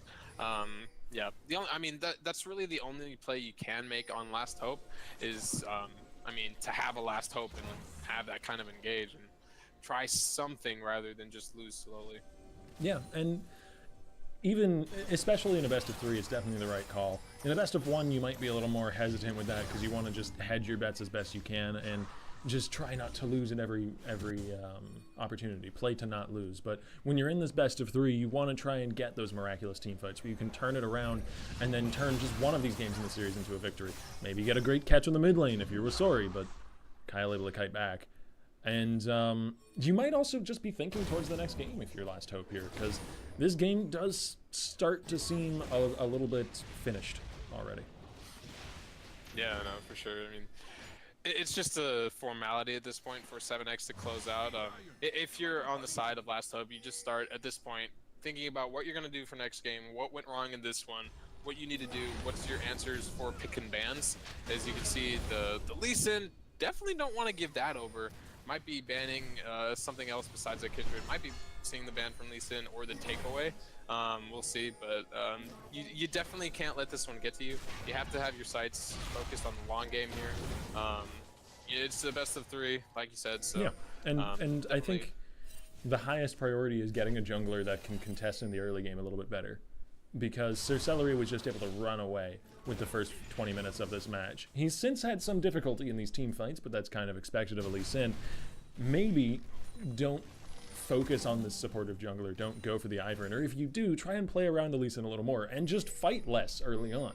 If you're gonna pick Ivern, don't try and be in every level 2, 3, 4, and 5 fight. And don't try and contest the Lee Sin in every level 2, 3, 4, and 5 fight. But Kyle's cut off from the rest of his team. Featherstorm buys a little bit of time, but it's not nearly enough. That is a great start to coming back in this game. Maybe they can pick a fight off the back of it. They do have the engage still available. Sir Celery is the target, pretty much just by happenstance. He's at the front of the fight, but a beautiful two-man Orianna ulti does delay their engage a bit further, and it looks like it'll just be the 80 carry they get. And you can hear Ivern there saying bye-bye as now they want to disengage. Really nice catch there by Wasori to finally get down Kyle. Is fighting Some damage on the Hibata as well, but Jesus Christ is over the wall. They've got to respect this Orianna. Nomo's going to throw a lot of bullets their way. And you also got to respect the base that's being torn That's apart true. by the super minions here. Even though it was a nice catch onto Kyle and they get some pressure onto the map, they are losing their base at the same time and have to be careful not to overcommit. They're going to back off nicely, but see, They lose exactly, a turret. they lose a turret. And That's exactly what Baron is still a problem. They didn't solve anything with that fight. If they had been able to get another kill or two, maybe they could have taken the Baron themselves, gotten that objective off the map, which is honestly more important than having it themselves, just making sure that T7 can't. But that isn't how it played out, and T7 are now in the pit and burning this thing down very quickly. Last up has got to fight here. That's actually a great catch onto the Lulu. A lot of the peel is gone for the carries, but Baron is secured. Two-man Shockwave. Over the wall goes the majority of T7, followed by Sir Celery, but Cavelli's going to follow the rest of them. And oh my god, that burst from Xayah! Khazadin came over the wall and just evaporated. Kyle is massive right now. Still a relatively even fight, though.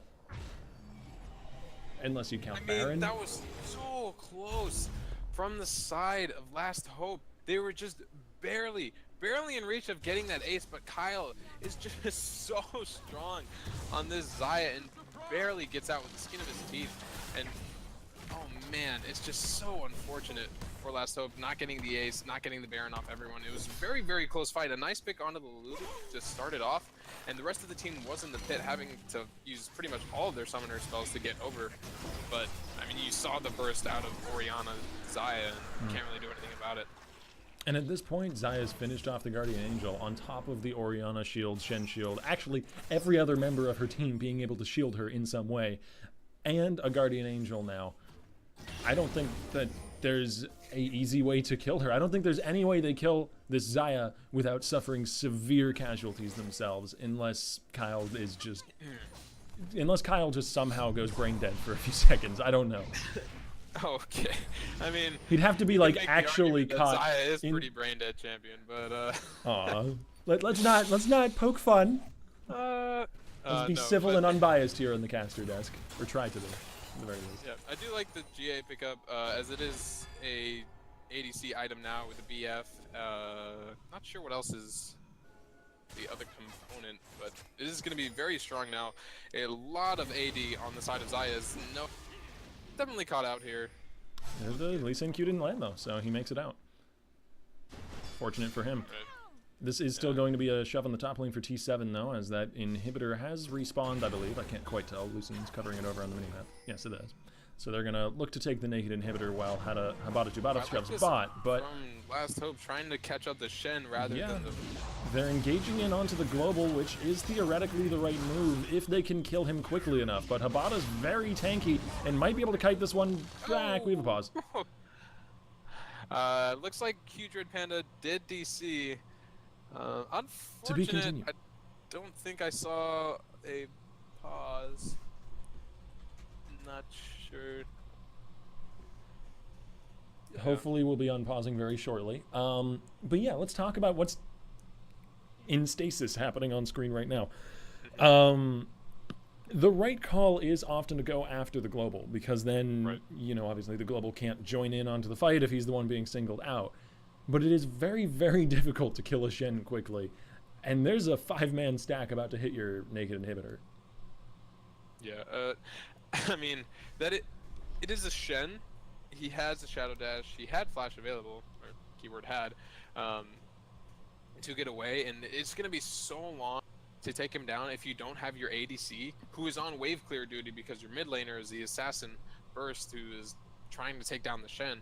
So your wave clear is your AD carry and support. If you don't have that AD carry to cut down the tank of Habata Tubata, then it's not going to be quick and it's not going to be easy. As you can see him still chasing him about 3,000 units away from where he started. So now 7X just get a free walk into the top lane and at an exposed inhibitor. Yeah, I mean, there's nothing that a Lucian, pardon me, and Karma can do by their lonesome to stop this 5-man stack. So this inhibitor at the very least is going down. Now, the only saving grace here is that they either just stop chasing the Shen and back away, or kill him somehow really quickly in like the next literal 2 seconds, and then make it back, catch the enemy team on the way out, and get a good team fight. All of which, without Kled ult, seems kind of unlikely, but not impossible. Yeah. Well, luckily the Lulu did DC, so she's a little bit away from the pack, as you can see on the minimap, so there might be some chance for them to catch him out when they're not fully regrouped because of that DC. As here we go back into the game, and here we go. All right, let's see the fate of this Shen. Oh, Cavelli didn't get tossed over the wall, but Wasori can follow, and that will be a slain ninja. Meanwhile, topside though, this is the inhibitor that we had prophesied doom for. It looks like it'll come true. Though. But yeah, Wasori teleporting in. They've got the double teleport comp. They can then flank back towards the top side. Cavelli doesn't have ulti, but he's still pretty good at jumping into the back lines, especially with that Gargoyle Stone Plate running. A lot of bullets from Noah. Redemption comes down. If they can just keep this chase going, if they can just get an engage that sticks, this will be such a favorable fight, but it's so incredibly difficult to do that. I mean, it's like we said earlier, their composition is just so made for kiting, as you have the Lulu speed up, the Orianna dissonance speed up, and the Xayah ability to just naturally kite that's built into her kit. So safeguard, and Shen ultimate wasn't even used because, I mean, Shen was dead. You didn't even need the extra shielding. All it was just the speed game and quick escapes, and it's just not enough damage on the side of Last Hope, and their Last Hopes are probably running out now, and this game's coming to a close. And it is going to be the Shen for the inhibitor in the end, which is definitely not a worthy trade. Wasori chased out of the bottom lane as Ethug is keeping an eye on Huge Red Panda and his Huge Red buff. There's an easy one. Shouldn't have gone for that one. It was too easy. But now it's just a matter of rotating to another lane, pressuring somewhere else for Team 7, allowing top lane to shove in by itself by dint of super minions, and letting the game really win itself, provided they just don't get too hard engaged on, which is really easy for them to do, given the amount of disengage they have. Absolutely. I mean, if you're on the side of 7X, you gotta start wondering why the game isn't closing out the way it is. Oh, but here we go. Charge coming in. Cavelli LT plus Liquid Painless charging them in as well. Huge Red Panda flashes away. Cavelli in the backside doing some good damage to Jesus Chris, but their mid laner has fallen much more quickly. Habata Tubata finishing that off. And now Cavelli without a team is stranded in the back of the enemy team, and Kyle will claim a killing spree. A lot of bullets from Noah Most, but they're all eaten up by shields and heals.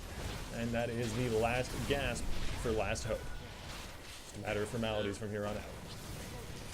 Or not. That's a double kill for Noah. He's turning onto Kyle, but won't be a triple. Ooh, so close there from Noah. Cutting away really well there, actually. Only having tier 1 boots, which is kind of interesting, as he went for 4 damage items, but maybe if he had Zerker Creeps, that would have been different. I'm not entirely sure. But a good first game out of 7X, definitely taking their composition into account and playing to its strength. So, I mean, there's not much else to say, but well played. A little bit sloppy towards the end, not being able to close out as cleanly as we would have liked to seen, but nonetheless, a good game. All right, and we're going to be heading into Game 2 very shortly to see whether or not we get a clean sweep or we need a Game 3 tonight. My name is Octavian. I am joined by Geraldo, and you guys don't go anywhere. We're going to play a short ad break while we get the players together, and we'll be back as soon as we can. Today, your connection to a game server uses the internet's basic default routing. Chances are, that connection doesn't follow the best possible path. And, if the connection encounters any kind of congestion, your performance in the game takes a big hit. Literally, in esports, if you lag, you lose. But when you use Haste, your game traffic is handled end-to-end on our dedicated fast lane. Haste is proprietary network software running on our customized infrastructure. That means we will always know the best routes between you and the game server. And Haste connections are dynamic, which means they switch routes instantly to avoid trouble, without any disruption to your gameplay. Haste gives you a competitive performance edge in the game and a defensive shield against problems on the internet every time you play. Sign up for our public alpha by visiting haste.net.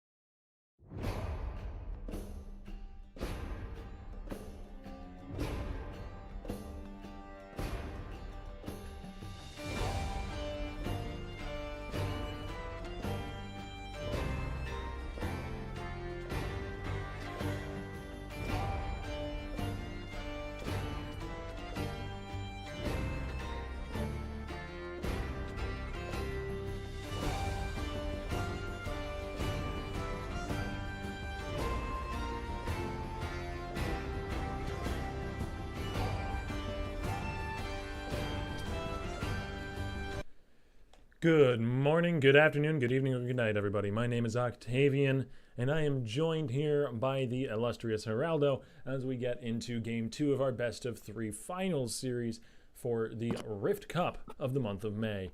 We have on our hands some pretty stellar teams tonight. Team 7X is going to be on the blue side this time, and they're facing off against Last Hope on the red side, and this game is their last hope if they want to make it through and actually finish out our finals, because they are one game back in a best of 3. And you know what that means. Your back is against the wall, and you've got to show up or shut up. Oh, illustrious. More cliches. How many more cliches can I throw at this stream right now? I think at least 7 times. So, anyway, getting on with the Big and Band phase, we got a Graves Kazakhstan taken away from Ethug. Actually, out of LCS order, but that's okay. Doesn't matter. Is same bands coming out of 7X, I believe, was their bands last time when they were on red side. Mm-hmm. Kindred Zaya band targeting Kyle.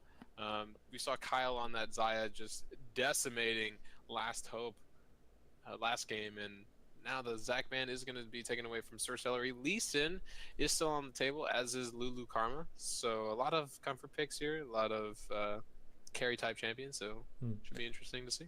Elise as well, that was the band that Zaya replaced this time around, is still in the picture. And we've still got quite a jungle focus in terms of bands. May not be 5 jungle bands, but it's 4, which is only 1 less for those of you who didn't make it past kindergarten. I wouldn't be surprised to see the Lulu pick, but Elise is actually going to be grabbed, as Sir Celery wants some jungle priority. I do like that Elise pick here. Though Ethug picked Ivern first, the counter was Lee Sin last game. I mean, obviously, Sir Celery feels that he is more than apt to take on Ivern with an early game pressure jungler, like Lee Sin. And this time, Elise was not banned. So definitely going to pick that up for himself. Is a very strong pick and a comfort pick for Sir Celery. And I think Ethug is still going to be in the jungle. I think they just didn't line up in LCS order. Yeah. It's going to be Ethug in the jungle, Wasori in the mid lane, for those of you who might be confused by the ordering of the players here. They just, I mean, a lobby is a hard thing to maneuver, especially when Riot Games is the company coding it. Ouch. This client was supposed to be better. Ooh. It was supposed to save the client, know this guy. not He's betray not it. my real co-caster. Not my real Viger! co-caster. Viger gets don't locked fire in. me. I don't know this guy. Viger! Oh man, we got a Viger. Flame all you want. We got a Viger in this game, and I'm excited now. I wasn't talking about the hover because I thought it was just meant to, get me hyped and then let me down. Absolutely. You definitely never talk about the hovers. I mean, you see Teemo hovers, like Yorick hovers, Vel'Koz hovers. Viger hovers. But Viger, hover, and lock-in, I'm excited to see this one. I have seen there has been this resurgence of Vigar in the Korean scene where this one guy, he takes Courage of the Colossus and goes Vigar support. And he has an insane win rate on it, something like 76% win rate, I believe. It might have gone down. It was kind of recent. I saw it on Reddit. But it might just be that, which would be really exciting. And it might just be a Vigar mid lane, which would be even more exciting against an already AP jungler. So for those of you who don't know, Vigar's ulti gets more damage the more AP your enemy has. So I'm catching you in a gaff here, my friend Geraldo. They changed that actually. Oh yeah, wait, Vigar ult no longer scales against enemy AP. No, it's an execute now. Yeah, it's an execute based off missing health. Yeah. It's still quite powerful, don't get me wrong, but I didn't want you to be misinforming our audience.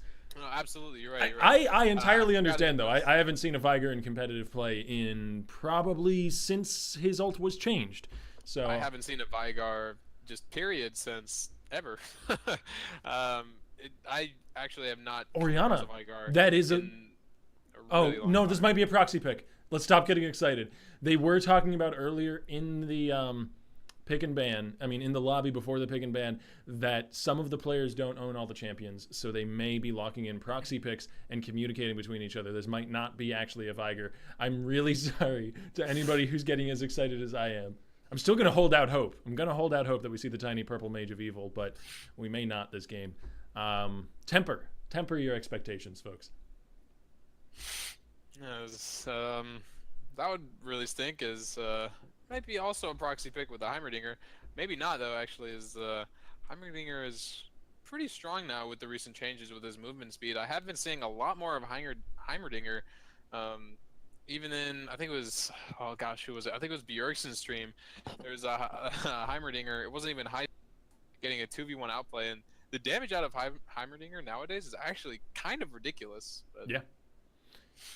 I mean, it's always been pretty good, but it just requires the enemy team to play into your hands a little bit, which doesn't happen too often at higher level play. But Gangplank will be locked in against the Shen, pretty standard matchup there, and it'll be Ahri versus Orianna in the mid lanes. This is the full composition here put together for the side of Team 7, and it's very, very scrappy and high damage. I quite like it. They've got a lot of pick potential. Yeah, no, and I'm interested to see why Ethug decided to go on a Rek'Sai. Typically, it doesn't matter because now we're back in the lobby. Yes, that was at least one proxy pick in the form of the Viger, I'm assuming. As let's just hop to a wait screen, and we're gonna let these players get into the lobby real quick and run through it. We'll inform you on what that Viger actually was as soon as we know. But in the meantime, I'm gonna cut to a short musical break, and we'll be right back, everybody.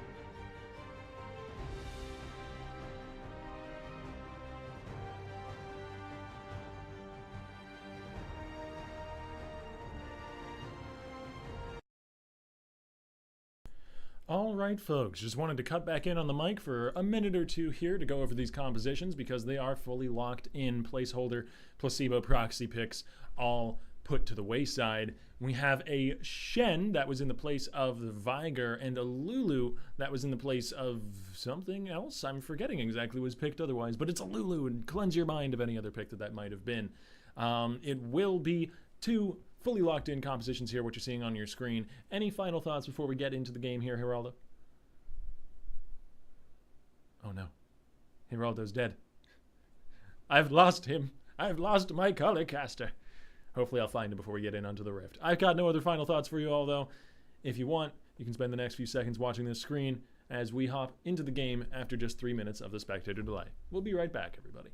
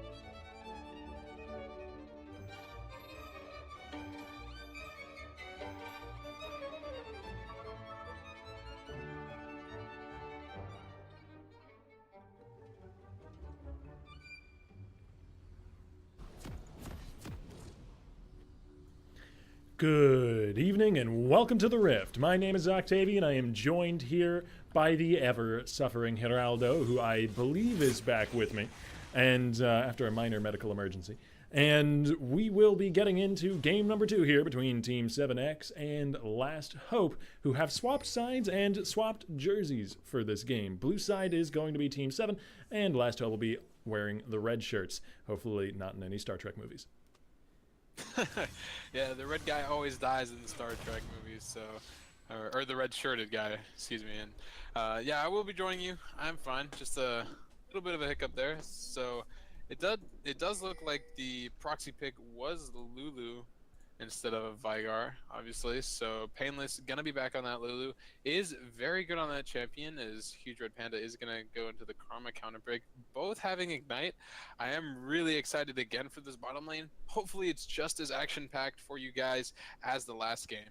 Yeah, I mean, Xayah was a little bit more of a scrappy, skirmishy laning phase champion than Ashe will be, but Ashe still does have quite a bit of engage. And it was actually Kyle who was playing the Xayah last time. They've swapped sides. I don't know what I'm saying. But still, Xayah's not in the equation, so it's not going to be quite as explosive a lane, I don't think. Right, I don't think so either. Ooh, you could already see some damage going down. A little bit of a trade.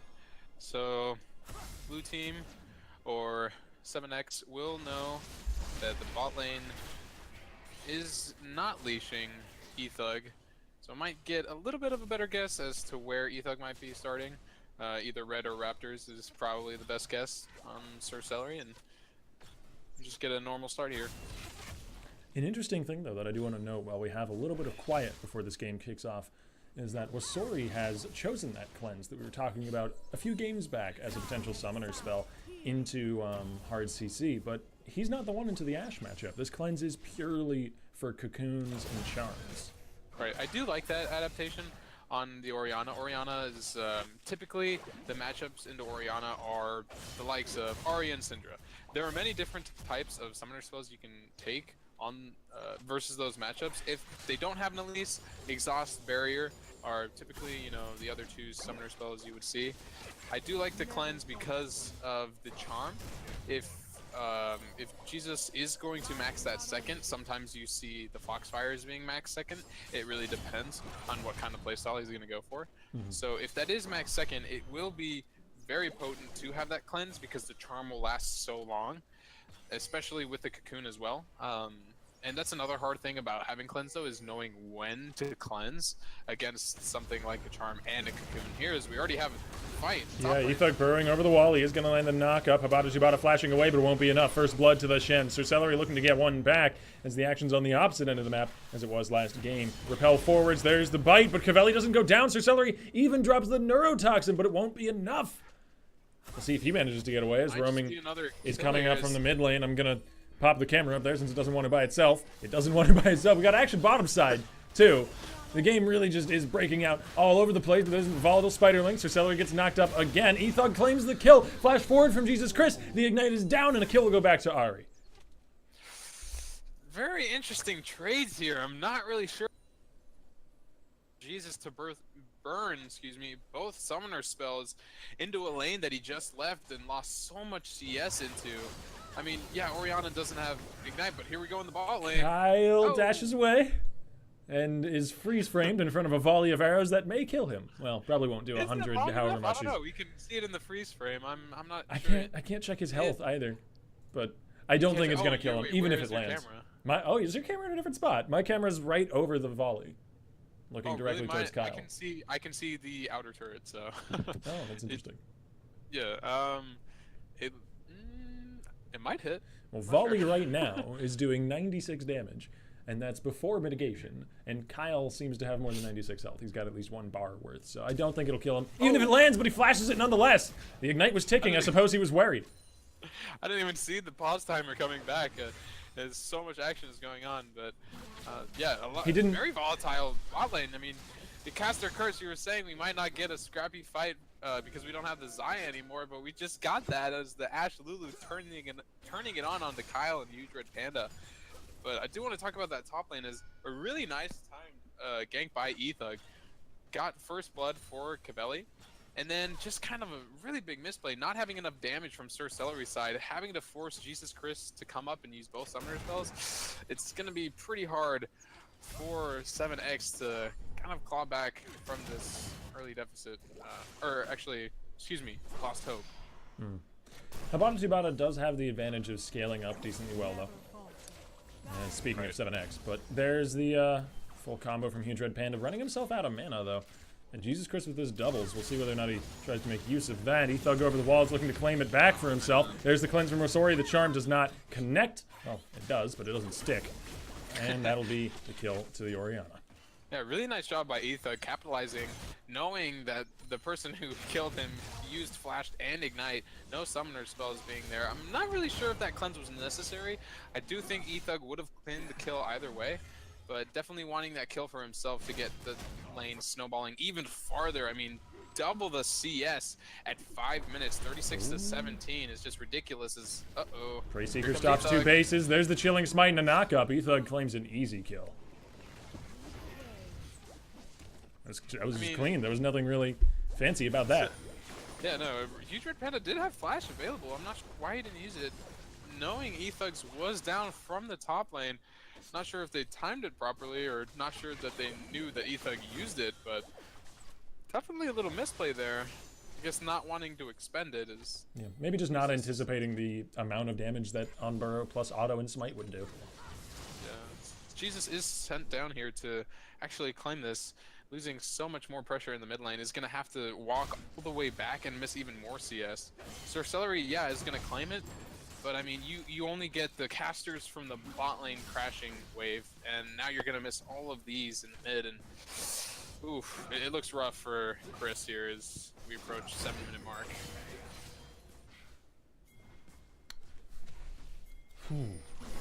Just generally looking across the map, we have action in the mid lane. Sir Celery going to be repelling back, though, out of a successful cocoon.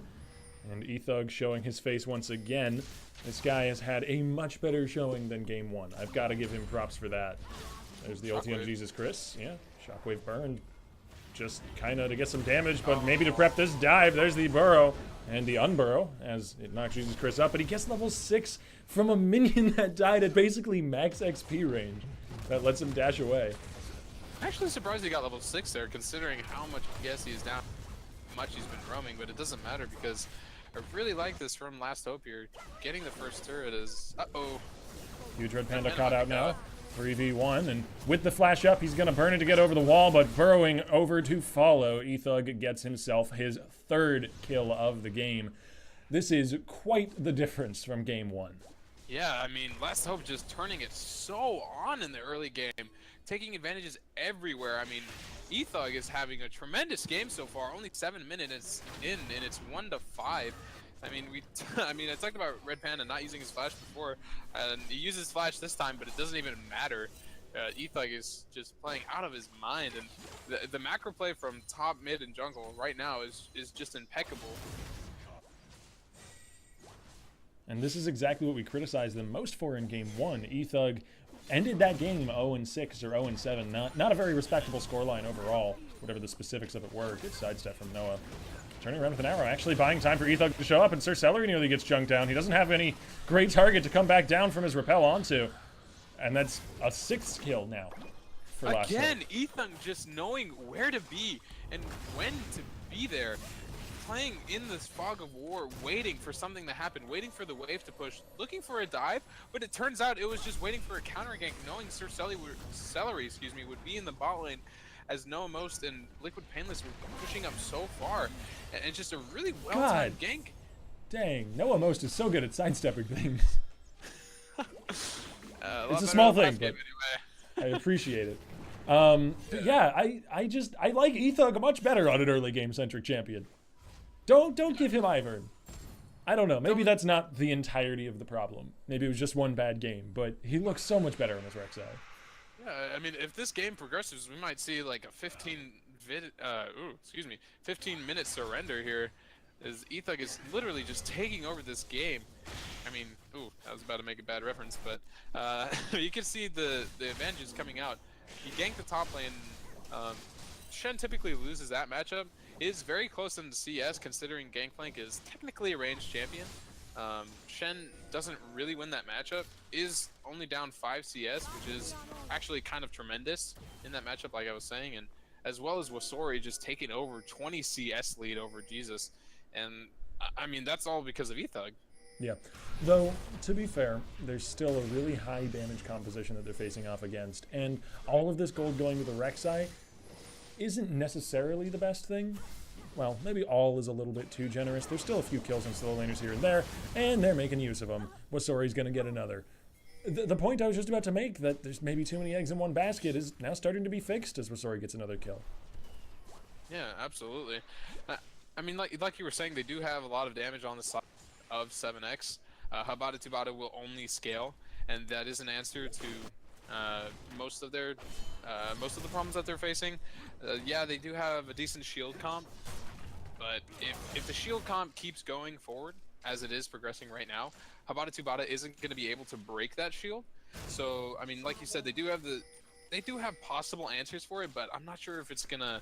I mean, it's gonna take a lot. It's gonna take a lot of picks from Jesus and Sir Celery to get it rolling, and they're just not in a position, or they're not setting themselves up to be in a position to get picks, to come back in the lead. And no, not quite. Heal gets the Karma out to safety, but that is a summoner pulled for Ashe ulti, point blank straight into Huge Red Panda's face.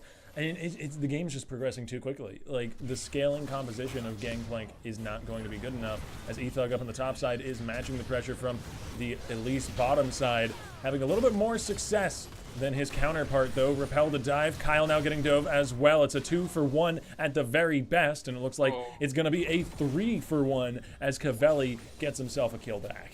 And now they got the Rift Herald summoning, and Ethug not going to go down because Jesus has no real damage this early. I mean, going 1-for-1 in a dive against a Shen, you have Elise Gangplank not having enough damage at 11 minutes versus a Shen. That's never a good sign.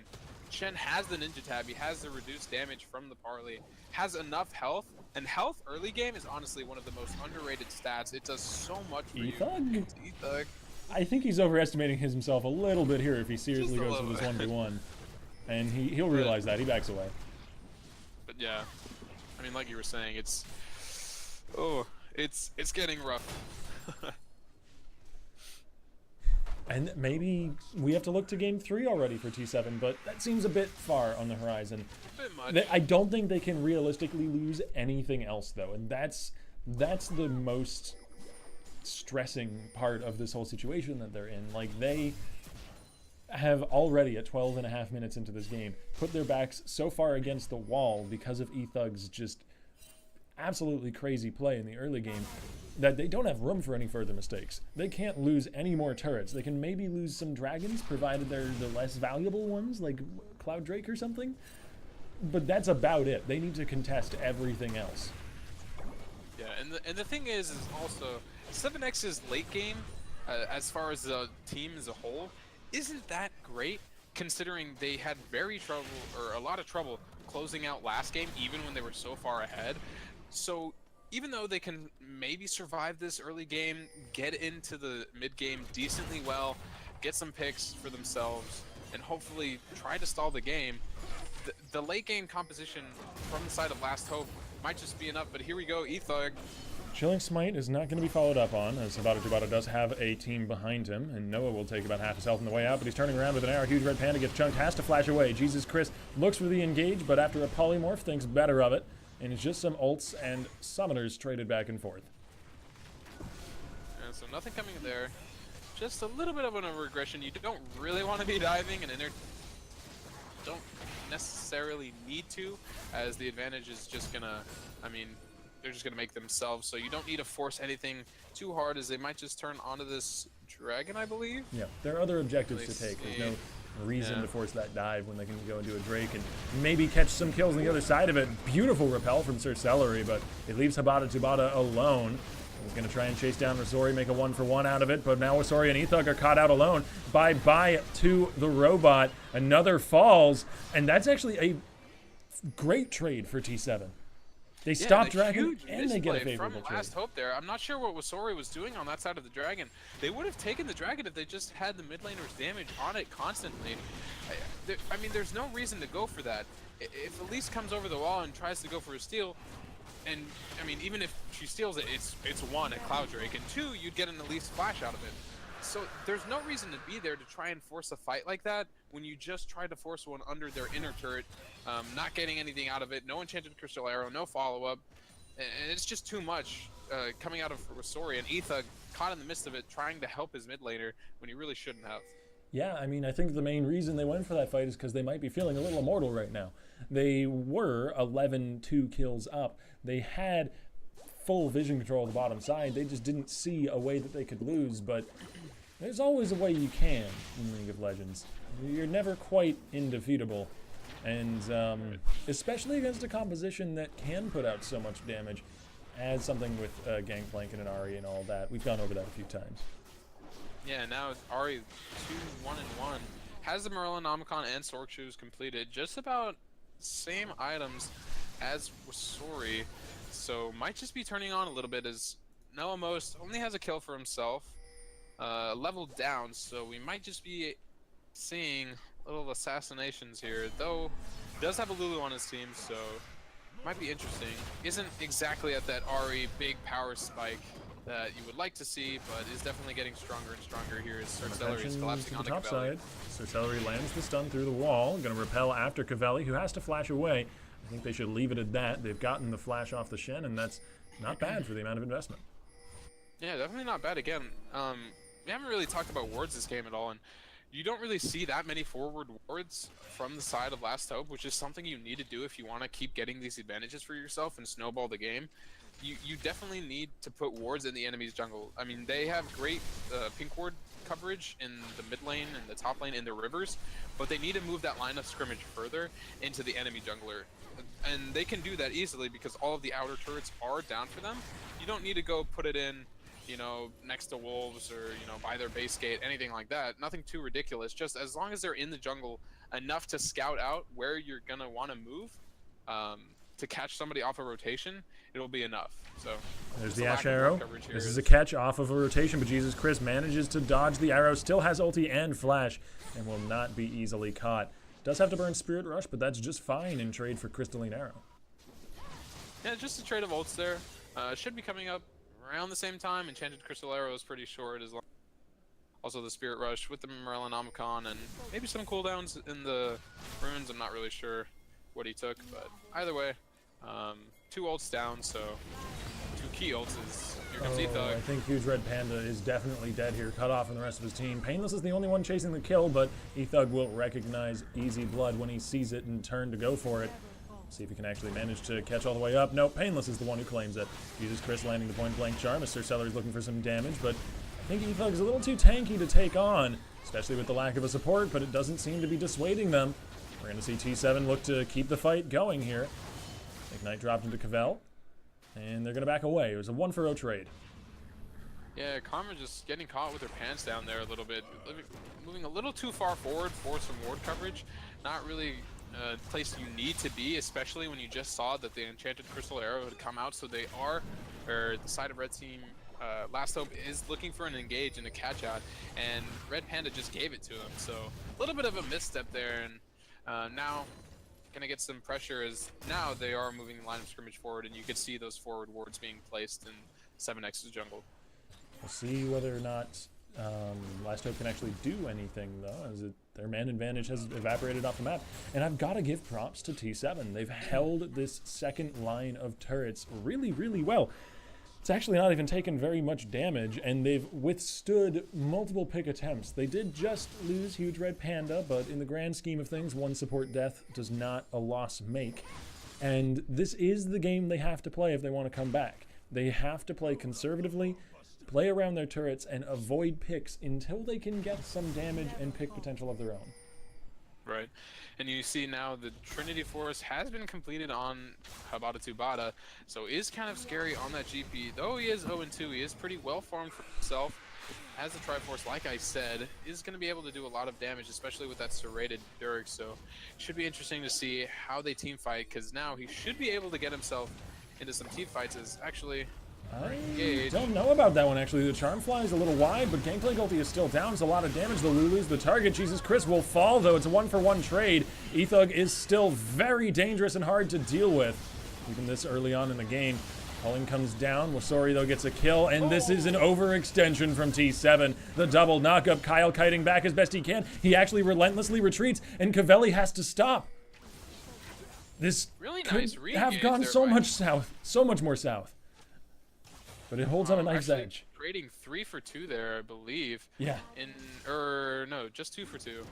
Yeah, just 2 for 2. Yeah, Painless made it out. When you're ahead like Last Hope, trading is never a good thing. Though their health bars were much lower on the side of T7X, they might just get this mid-inner, which is a great thing for them, finally being able to crack that second line of turrets. So that is very good, especially in the mid lane, being able to rotate so much more. But trading kills essentially is a sign of, you know, a little bit of a spark there from T7X finally going equal. As you saw, the GPO did quite a bit of damage to those 3 initial targets. I believe it was the Lulu, Rek'Sai, and Wasori's Ashe, Orianna. actually. Oh, was it Ashe? Either way, yeah. I believe it Well was. placed from Habata Tubata. As Uh-oh. Wasori could be in some trouble. Sir Celery gonna actually hold back on the stun for a little bit as he continues the chase over the wall. Wasori going very low, but the autos get blocked by the Shen shield coming in with the spirit barrier. He manages to keep him alive. Habata Tubata now gonna go down. Now gonna go down. There we go. I'm prophetic, it seems. Ooh, Ethug Ethug. over the wall, looking for an unburrow, but he doesn't want to get kited to death, and he'll back away. Still though, And, great turnaround. I mean, this is exactly what I was talking about. When you have a shield composition like the side of Last Hope, and it gets in huge advantages for themselves and is ahead of T7X, which is a damage composition, they don't have the damage to break the shields, and you saw it. Wasori was completely caught out, completely unawares, but the Stand United came in. Lulu just barely made it. The Enchanted Crystal Arrow helped to stop the damage, and it just wasn't enough to take down Wasori. Ooh, speaking of Wasori, he gets himself a killing spree. This Baron is doing some serious damage to pretty much all of Last Hope, though, and it's going to cut them off, split them into pairs. Baron does go down. Ethug just barely managing to smite it as he gets over the wall. It's 2 kills traded back for the objective, though. I mean, I still think it's kind of worth. Yeah, you lose 2 of your members, but you have Baron on 3. You don't really need it on all of your members. In 21 minutes into the game, it's already 18, and the gold lead is 7,000 now. Yeah. So you just need the Baron on even one of your members, as long as, you know, they that T7X, you obviously hope that they don't get 4 kills off of that Baron fight, but just the fact that they got Baron was enough, and only lost it on 2 as well, trading back another kill on the Karma, so 1 for 2 at the end of the day. But I mean, 1 for 2 plus Baron, I mean, it's no contest. Yep. Mountain Drake will go down off the back end of all of the action, but still in favor of Last Hope, even if you just consider the gold values involved. Baron giving 300 to everyone on the team that claims it, obviously.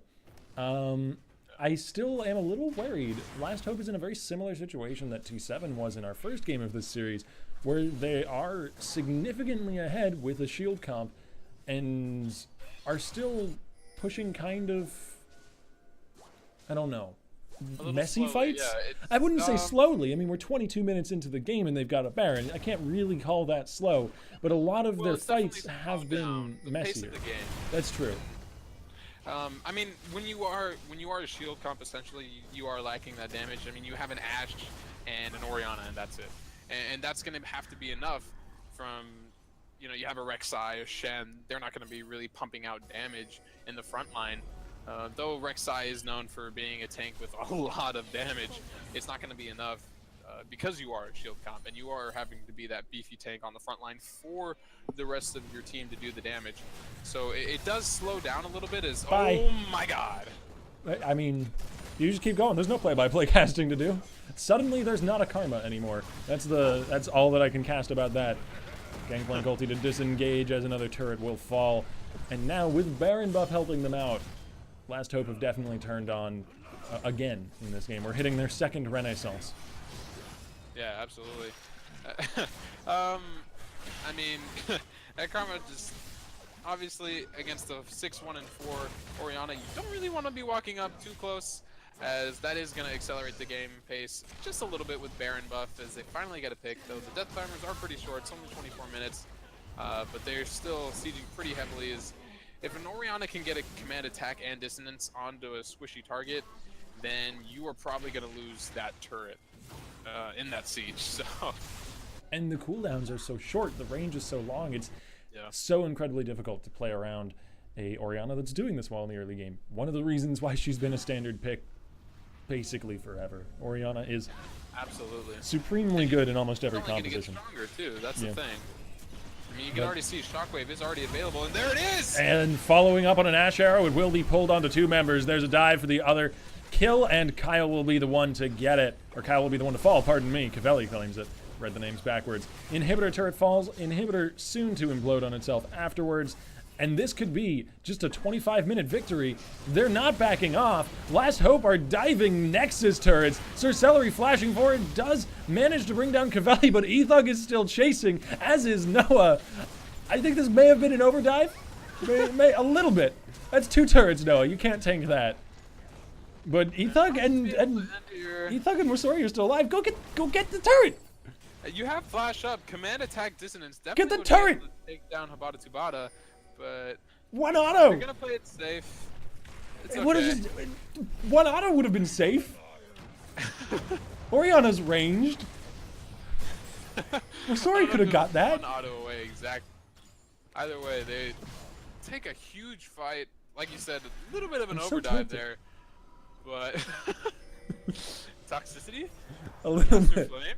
I think so. No, but yeah, I mean, you just saw the raw damage out of the shockwave that caught too. Oh, I love it when the directed camera goes to Rek'Sai ult. It's the best thing. I feel like I'm in some sort of action movie. Yeah, I love it on when it's the pool party Rek'Sai because you get to see him on the jet ski and the sound effect. Oh man, that's great. It's great, but I miss Yeah, Rek'Sai. so- I miss having Rek'Sai in games. Thank you, Ethug, for bringing Rek'Sai back. I don't know. I And guess her in kid such isn't that interesting. fashion too. What was that? I mean, what? I said in such convincing fashion too. Oh yeah, for sure. I mean, Ethug he's claimed this game as his own. I wish we could give Player of the Game awards because right now, if Last Hope do finish this game, hopefully soon, that would definitely be going over to Ethug. I mean, he's just literally a void monster. I mean, we and He's can. a monster in this game. We don't really have anything to give out, but we can Right. we can give bragging rights. Yeah, I mean, that's Geraldo pretty thinks much, you're the player of the game, Ethug. well, I mean, that's pretty much what NALCS does. I think it's only bragging rights. I don't really think. Oh, well, there you go. I believe that actually went into the MVP at the end of the season. You had to have a certain amount, and then I don't know. It was something like that. But either way, very good game from Last Hope so far. They're trying to clear it out as little Cheeky. cheese stop back there. But nonetheless, the turret goes down. Cavelli will swap his attention to the bottom lane, being as far away from the rest of his team as possible to split the pressure as much as possible. And this will be a pretty standard 4-1 split with a Shen. Yeah, it should be just that. I would have liked to seen him go in the mid lane, but pressuring that extremely low Nexus turret is also something you definitely want to do with that Hydra now being a split push threat, as he has a lot of wave clear. Gangplank has obviously a lot of wave clear and a lot of damage actually. Here we go. He's able to bully Cavell back, but Cavelli can always just dash away if things really do get too tense. Speaking of tense, this top lane is feeling a bit that way, as the inhibitor turret is soon to be under fire. And the Ash thing Arrow is, flies you don't wide. really have any tanks on the side of 7X to go in and fully engage to get that kind of last desperation attempt. But here we go. Ethug diving to the back lines. He's got shields for days. Sterex plus a Shen. You just cannot contest that as Lucian. The inhibitor turret falls. The inhibitor now will go down. That is 2 off the table. Only 1 more left. And they may very well rotate over to it. Or Yeah. Baron. I mean, Baron would be the safer call. You don't really need to rush down mid without that big of a wave and no Baron dot minions. Red Panda again getting caught. 0-9. I didn't even notice how bad it was. But now Habata Tubata might actually be caught. Chilling Smite. He flashes away. And even that is a fine trade for Ethug, who's gonna turn back and take it. And they do keep them off the Baron for a little bit. Yeah, he did a lot of damage to Painless there with the Keg combo. He is slightly turning on. Triforce completed. Yomu's Last Whisper definitely has a lot of penetration on that gank flank as well as crit. He is the most farmed member. No. Wasori is the most farmed in the game, but on the side of T7X, he is the most farmed, and might be able to turn on this game. It is 30 minutes. 30-minute GP is pretty scary, but 2 inhibitors I'm not down. sure if it's going to be enough. Yeah, 2 inhibitors. That's some pretty heavy weight to carry. And even though GP does start to carry pretty hard as you move forward into the game, I don't think he can handle that. But we'll see. The game is not over till one Nexus explodes. And neither one has just yet. Though a Nexus turret did fall. That.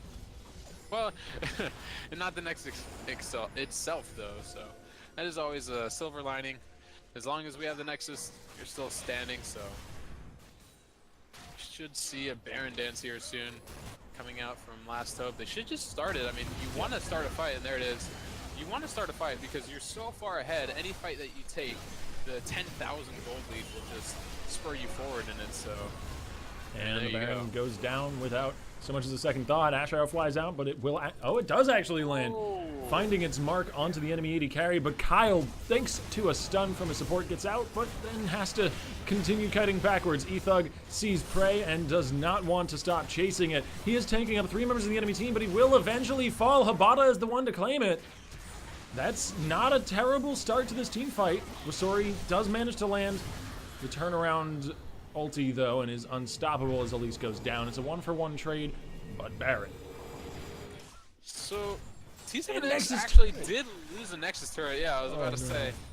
But it's so unfortunate because they're so close to being able to weather the storm and stall out the game and have enough damage to finally break this shield composition that is Last Hope.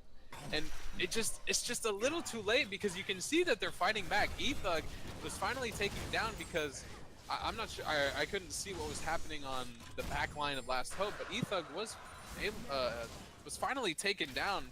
I mean, you take the raid boss down, and that's always a great thing when you can finally take him down. So Kyle a has little shimmer of hope. Has the Black Cleaver completed. He can actually shred through armor now, and Blade as well to deal with health. He's just built fully to deal with this tanky Rek'Sai that's been hunting him down in every single fight.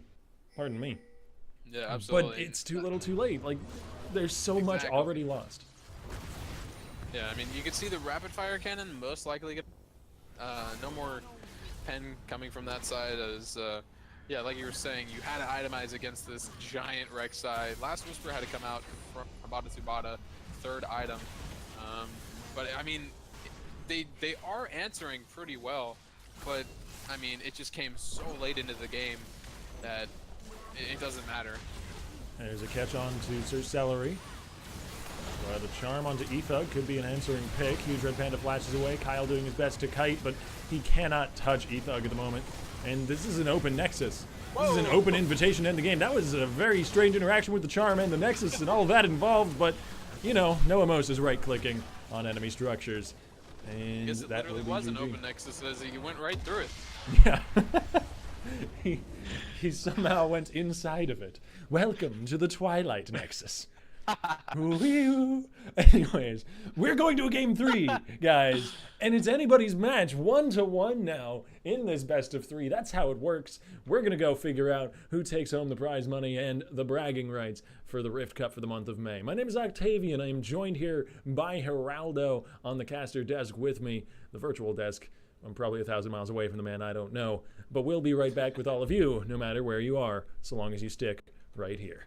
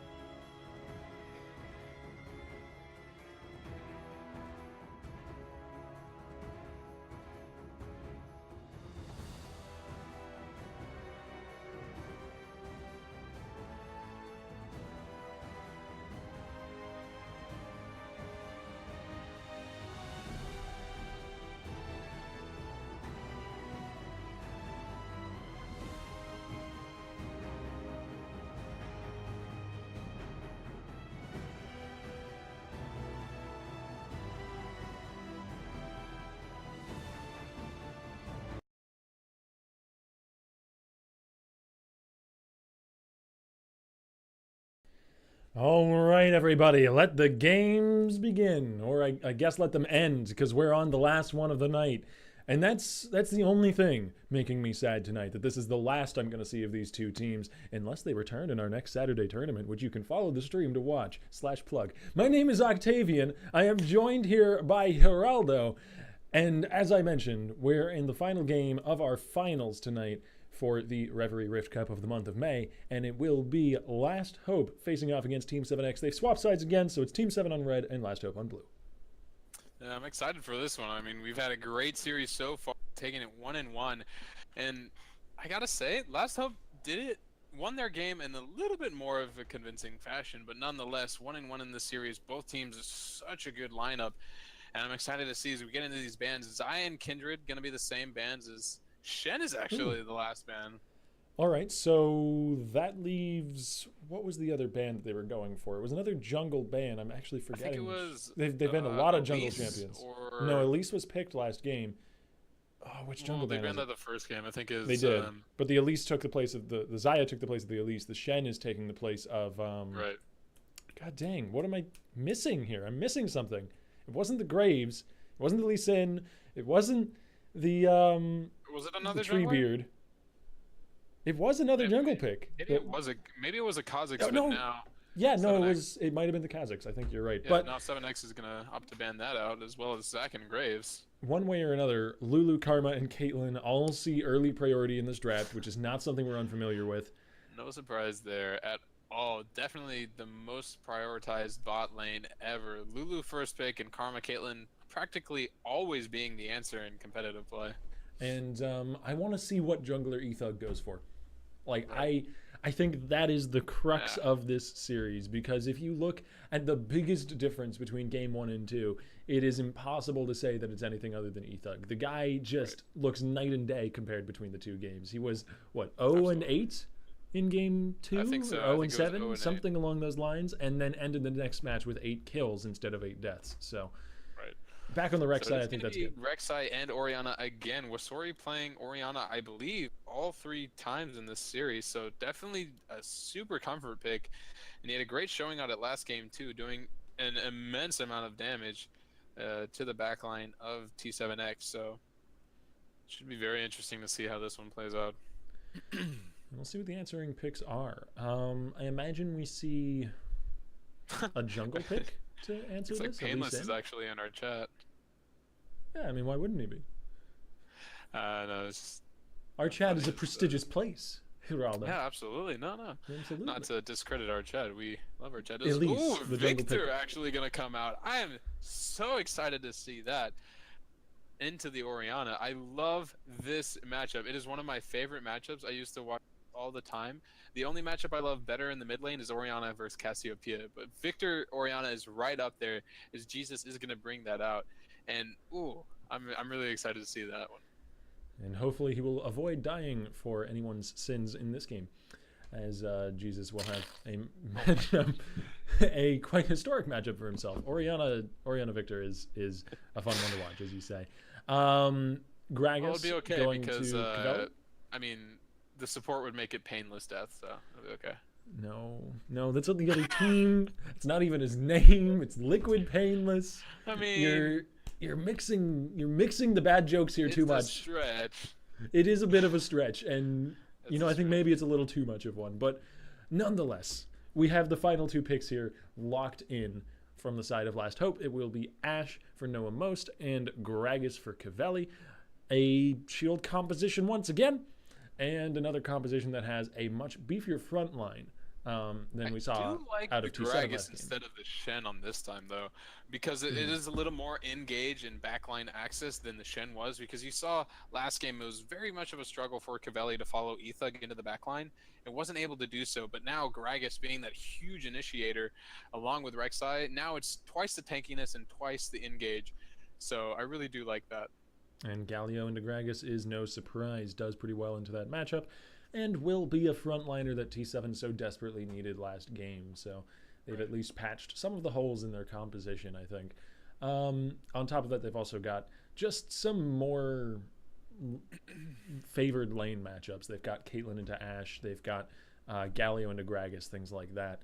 I'm not sure how the Victoriana lane falls, which direction it does fall. I think I'll leave that analysis to you, but one way or the other, any final thoughts on these comps? I do like the option of putting a control mage in instead of an Ahri, like an assassin type mid laner. I do like that more because it is able to control the fight. The gravity field, even though Gragas and pretty fat, just barely fit onto the gravity field, and he is nice. If he does go for Rylai's, I haven't seen that in a while, but if he does, it is a really good tool to kite, and Victor does really well, especially with the speed ups with the Ghost. Is able to kite those beefy frontliners and does tremendous amount of damage to them as well. So it should be interesting. As far as that matchup, it is rather skill based. Either could take it.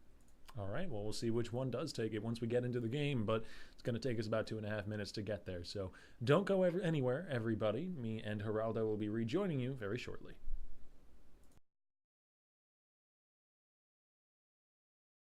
Today, your connection to a game server uses the internet's basic default routing.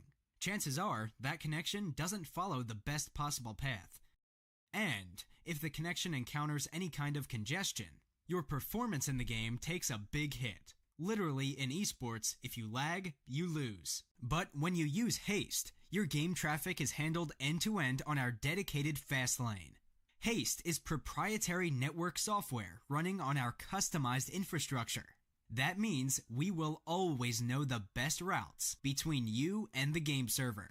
And Haste connections are dynamic, which means they switch routes instantly to avoid trouble, without any disruption to your gameplay. Haste gives you a competitive performance edge in the game and a defensive shield against problems on the internet every time you play. Sign up for our public alpha by visiting haste.net.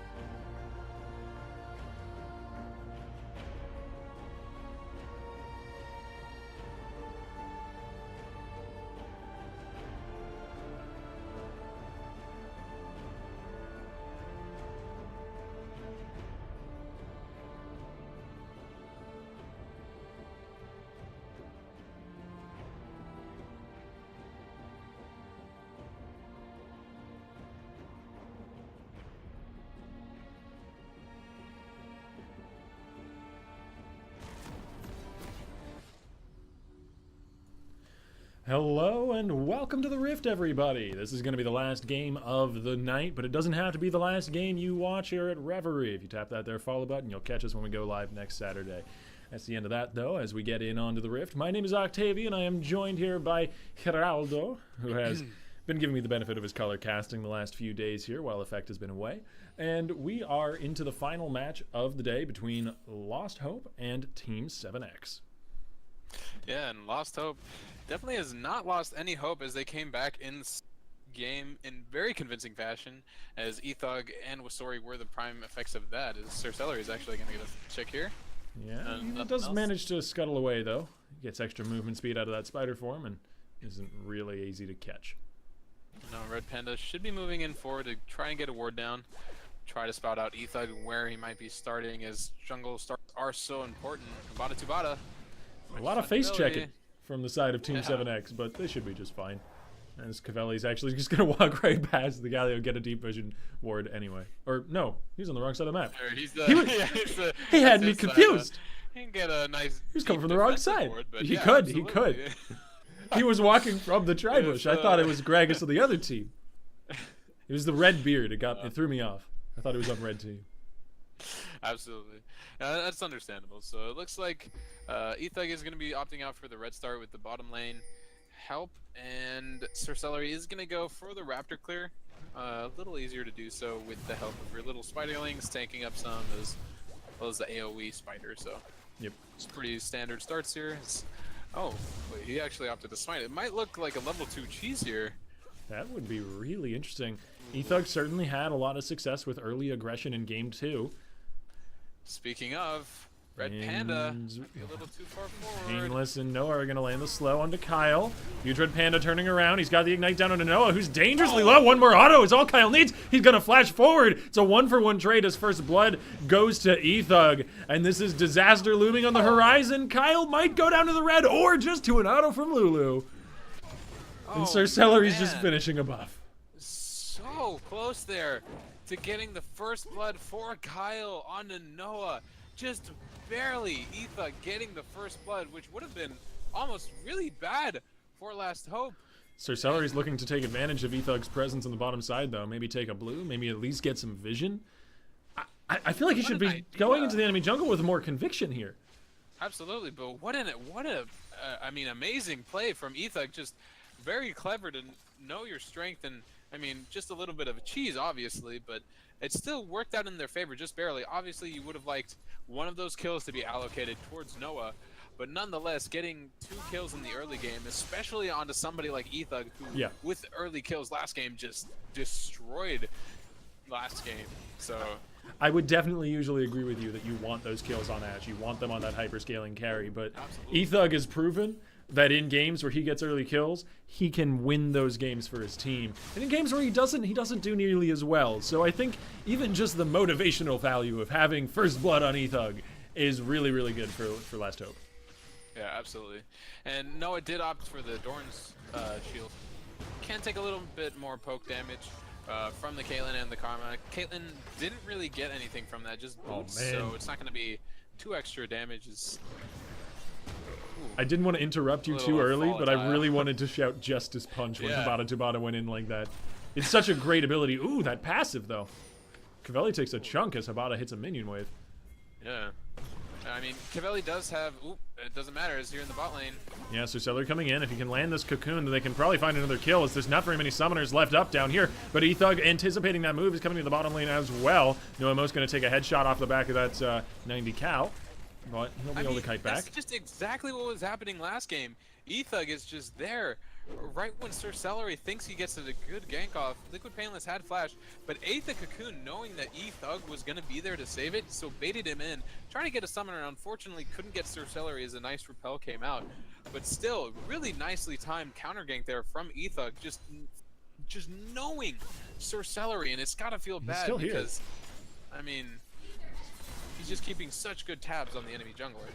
And so much focus on the bottom side of the map as well. He's still hanging out in that tribush. I wonder at what point he'll determine it's not worth it to stick around. And it seems like this is the point. He's going to back away. But yeah, I have to wonder where Sir Celery's next move is. And I imagine Ethug is wondering exactly that, because he's kept such a great... It looks like he's trying to find exactly that. He's shadowing him so well. Taking a lot of damage. Oh, the Piltover lands too. Doesn't matter. Ranged autos are still hitting him. He's so incredibly low. He's got 5 health left. He can't come into this fight, but Ethug is there, and Painless doesn't need a carry. I think you're a little behind me, actually. Am I? I'm at 527 right now. I'm at 526. Oh no, you're a second ahead. You're presaging me. Yeah, This is sorry. bad.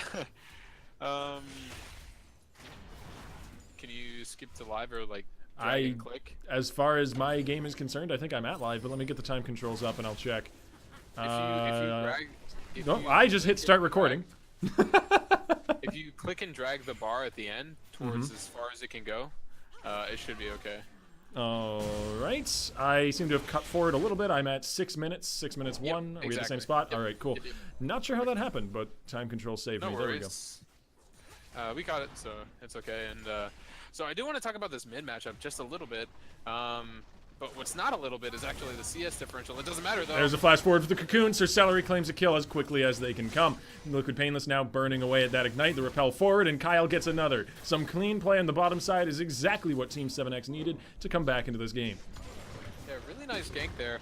At least being so potent to dive with the repel, and Cocoon not taking tower aggro, which is a mechanic that is so often underlooked, as Kyle actually is about to take the first turrets before 7 minutes. Oh my goodness. And this is after we saw so much focus from Ethug on the bottom side. That's quite the recovery for a lane that's seen so much early aggression. And part of that might be down to the fact that Lulu has 2 kills and not Ashe. Yeah.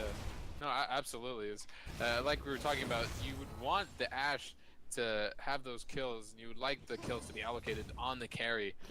Unfortunately, not being able to actually spelled pretty big devastation as the first turret went down, and it went, I believe it was solo to Kyle. Is now the goal difference should be pretty big, as Kyle is sitting on comfortably around 3,000 total gold, as Noah is only on 2,000. So you really love Galio. I do. Habata, I mean, this champion is great, and Habata's put on a good performance so far. Not that we've seen too much action top side. It's kind of been the one part of the map that has been very quiet. Well, let's say one, mid lane as well. Matchup you wanted to talk about earlier hasn't seen any real action. Yeah, no, and you can see Huge Red Panda is actually doing what Lost Hope didn't do as well last game, which is moving their line of scrimmage. And that's the term I like to say for the ward line.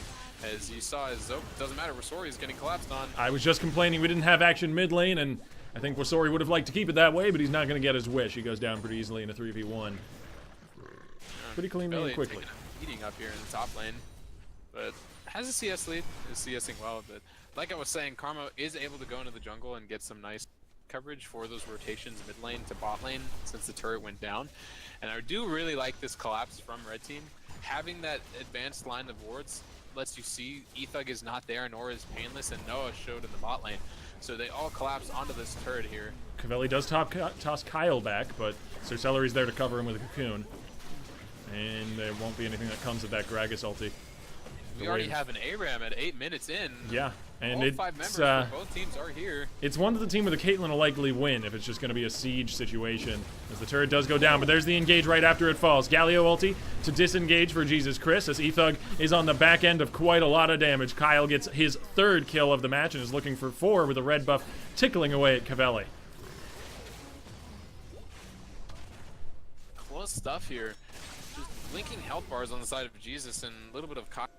Not gonna be taken down, but yeah, just not enough damage from the shockwave to follow up on. 9 minutes into the game. I mean, yeah, it's a nice combo, but body slam flash. Cavelli is looking for a kill, but Sir Celery can repel. Oh no! No, Painless gets it. The Ash Arrow follows through over the corpse of the fallen jungler and lands on the AD carry. But Kyle will 90 cal over the wall, but there's the body slam to follow. Cavelli slams a cask over his head, gives him a drink whether he wanted it or not. Yeah, just a little bit of a misplay there, getting caught backing there, as Enchanted Crystal Arrow is still up. I mean, Last Hope didn't really use that many big cooldowns, only Shockwave and the explosive cast right before that initial team fight was used, so they still had the Enchanted Crystal Arrow, and Gragas is so good at closing distances down, and so, I mean, just a little bit of a misstep actually made it go a little bit even in kills now. The gold is still up. No turret or Cloud Drake came after that, so nothing too big, but just a little bit of pocket change back for Last Hope. Yeah, and actually a surprisingly small gold lead considering it's 2-0 up in turrets. That speaks to some lanes that are doing quite well, or at least one lane that's doing quite well in the form of Wasori, who has an almost, actually more than a 30 CS lead up over Jesus Chris, and just has been playing an impeccable Orianna so far. Not that we've seen much of it yet. Yeah, like I said, it was a skill matchup between Orianna and Victor. Though, yeah, I mean, Victor has some early game struggles as actually Cavelli is going to get engaged on. He tosses Huge Red Panda closer to him, though, which does mean that the snare lands.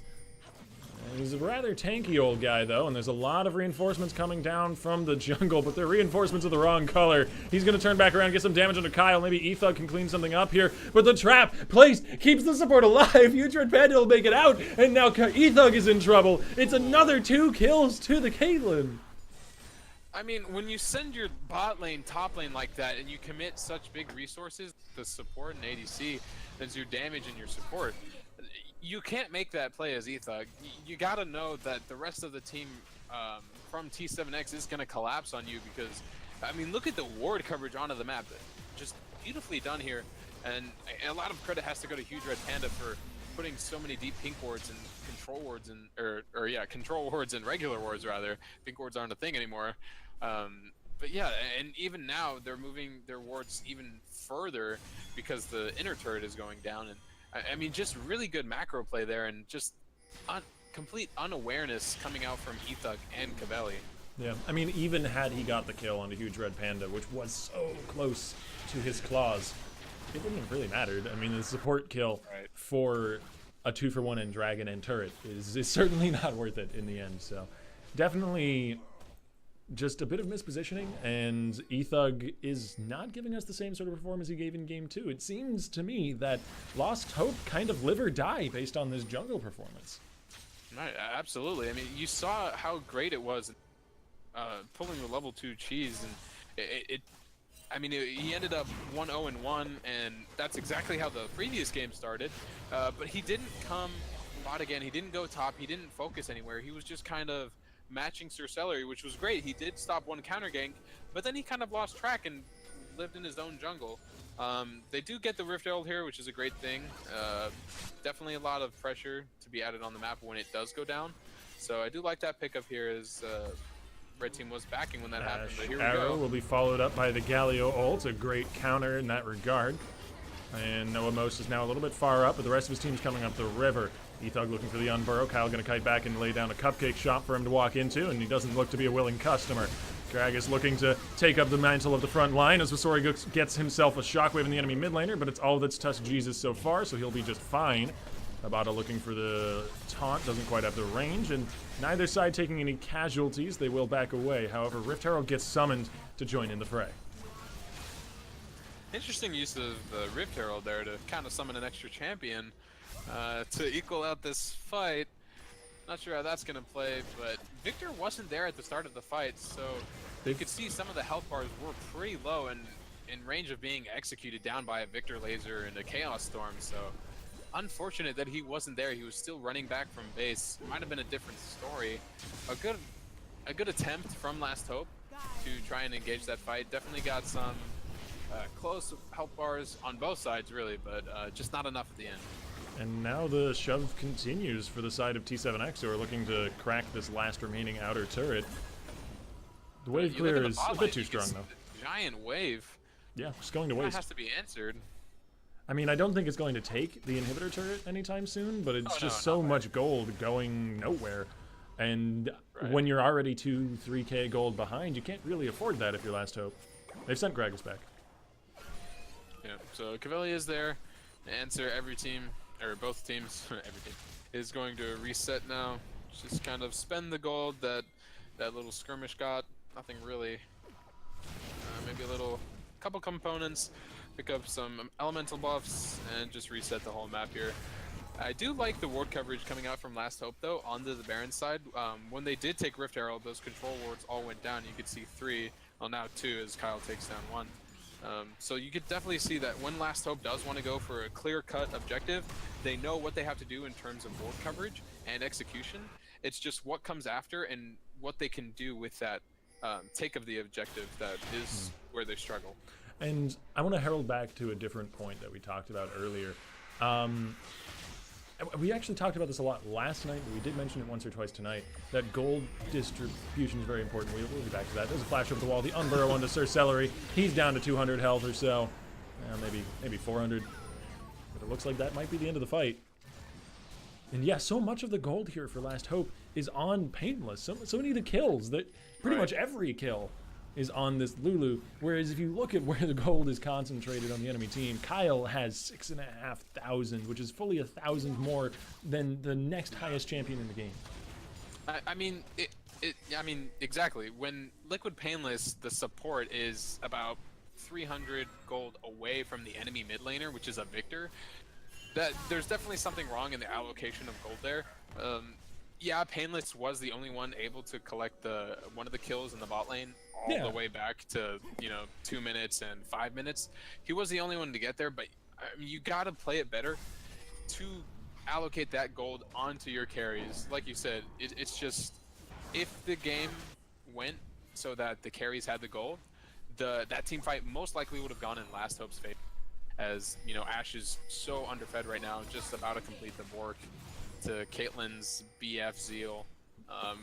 Should have IE on this back, but I mean the goal difference is just, like you said, just ridiculous. I think one of the most important things they can do to patch that weakness over is get global gold, get turrets down. It's so very important that they find an opening to push one of these lanes out, because that discrepancy will be a lot less important if there's more global gold in the picture and there's just more general gold to go around to particularly Noah most. I mean, Wasori's doing okay for himself with a huge farm lead, even more than the last time we checked in. He was at 30 ahead, like what, 8-9 minutes ago? Now is that 70 CS ahead over his opponents before 20 minutes? That is disgusting. It's nuts. Yeah, Wasori is just crushing it. I mean, when you give Wasori, Orianna, and pick and ban phase the third time in a row, he's definitely going to be so comfortable on this champion. And this is Jesus's first Victor game. He's not comfortable on this champion. I mean, well, he's obviously comfortable to pick it, but not in this series. We haven't seen it at all. And that playstyle is not something he plays. Here we go. To start this off, the Lulu ulti going to be knocking up Huge Red Panda, and this time he will not be making it out by the skin of his teeth. And nice that's a good kill to Etho. Yeah, they caught him in rotation. Finally, the defensive wards caught them as T7X was trying to place some aggressive wards, but Last Hope's defensive line was already placed, so a really nice play there around Vision to finally get a kill as the Infernal Drake is on the table. Yeah, and this is definitely something you want. This is worth prioritizing over even a turret take potentially, which is another option they could have gone for after that kill. Uses Chris polymorphed on his way in as Tabata looks for a Justice Punch entrance. Noah is very much split off from his team here, though. I don't know if this is actually a great fight to take for Lost Hope, but they do manage to secure the dragon at the very least. Noah coming in from the side, and it looks like maybe my worries were unfounded. A beautiful taunt from Habata does save Sir Celery for a moment longer, but he'll repel right back down to his death. And now Wasori cut off, and the rest of the team is going to break off, and I think at this point, Lost Hope should maybe just disengage, but Wasori's looking for more kills. He's greedy, and he won't find him unless they can hunt down Habata, but he's a tanky one. Try to flash over to get Kyle, but the 90 caliber net, I believe, came just back off cooldown. Really nice fight there from Last Hope, finally taking down Sir Celery for the second time, as Huge Red Panda actually might be caught. Once again, Red Panda goes down. I mean, that's exactly what happened to him last game. He just got caught so many times unnecessarily, and now what probably was not an outer turret because of the Victor wave clear is now going to go down because he has no support. And that's such a huge deal. I mean, Lost Hope now have gold spread more evenly on their team. Not only did Noah get a kill in that fight, which is big, as did Wasori, so 2 carries got kills in that fight. A turret goes down as well. There's no longer a problem of too many eggs in one basket. I don't know if you saw that, but Wasori used the shock there, and he got the big raptor. To steal away from Sir Celery, but Sir Celery is angry for that raptor. He's chasing Thug. He wants it back. Oh man. There's no getting the Not Raptor gonna back. It's find dead. it, but yeah, like you said, a great team fight. Finally coming alive is Red Panda. I mean, both things that just happened there. Red Panda got caught unawares, trying to get some aggressive wards down, led to an Infernal Drake and an advantage fight for Last Hope.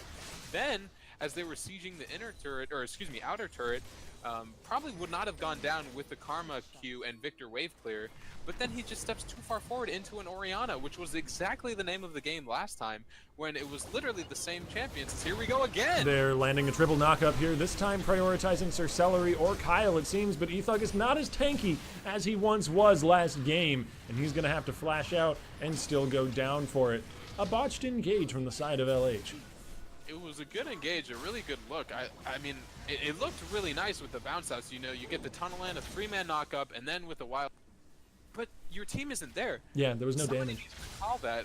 That's. I mean, I'm not really sure who you would designate to do so, but Wasori wasn't there, Most wasn't there. Yeah, Cavelli has TP, and that's a given. But you need to know where your carries are when you engage, because when you go in and say, hey, follow up, and they're like, well, dude, I'm in base, I can't. That's just on Ethug. It's just a little too over-aggressive feeling, a little too overconfident from last game, I believe. Yeah, and especially with a composition that only has these 2 damage threats, that only has the Ashe Orianna. If you're missing even just one of those in a team fight, you do not win that team fight. Their comp beautifully works together. It's a well-oiled machine, but you need every single cog in place. This is not one of the sort of compositions where you can have 2 or 3 players off skirmishing by themselves. Right, absolutely. Is red buff is going to go to Caitlyn, going to get a little more extra damage, and I do want to say the next team fight should be very exciting, as both sides, a lot of summoner spells are coming off cooldown, except for Ethug with the flash, but he has a tunnel, so it should be really exciting. What I really want to see is Ethug looking for key engages rather than just going in on the first body that he sees, because he has the Orianna, because he has the Lulu. If you get the proper engages off with Cavelli, if you've been watching him, the screen has been watching Ethug for most of the time, but here we go in the top lane, actually. Red Panda is going to get the snare. Painless has to flash or be cocooned, and that's one of the summoners you were talking about off the picture. And like I was saying, if you did see Cavelli, though, in these team fights, the camera has been focusing on Ethug, but you see him landing key body slam to key targets like Victor, like Caitlyn, over and over again, getting their sums, as Ethug is just kind of a meat shield in the middle of nowhere, kind of running around, just feeling like he can do exactly that and just run around. So I would like to see more controlled aggression coming out of Ethug in these next team fights as we move forward in the game. As we move forward into the game. Maybe a little more of a sort of follow-up play style from Ethug, where he allows the Ashe Arrow, the Gragas Body Slam to be the initial engage tools. And there's the Ashe Arrow, and there's the Gragas Body Slam. These are the initial engage tools. Ethug coming to the back line to follow up, and Noah Most gets a kill. He's taunted up, but he flashes away. He gets out with 50 health to his name. But Kyle still has a red buff. He's still chasing. Maybe not. Ow, Orianna hurts. Really close fight there. Red Panda going down again as the sack for T7X, but the health bars are in favor of Last Hope here a little bit. See if the Victor wave clears enough underneath this turret as Cavelli gets taunted back. Flash forward from Sir Celery. He's going to be claiming a kill. Wasori now getting hunted down. Kyle with the Piltover is going to chunk him to 200 or less. But he's got Ghost running. Flash forward. There's the crit. Kyle claims a kill. He's going to keep the chase going. Or turn around and might just go hit the for minion Baron wave. here. Ethug is alive, but now with 2 members down, Orianna and Gragas, nope, they're not going to make the call. Yeah, Dragon.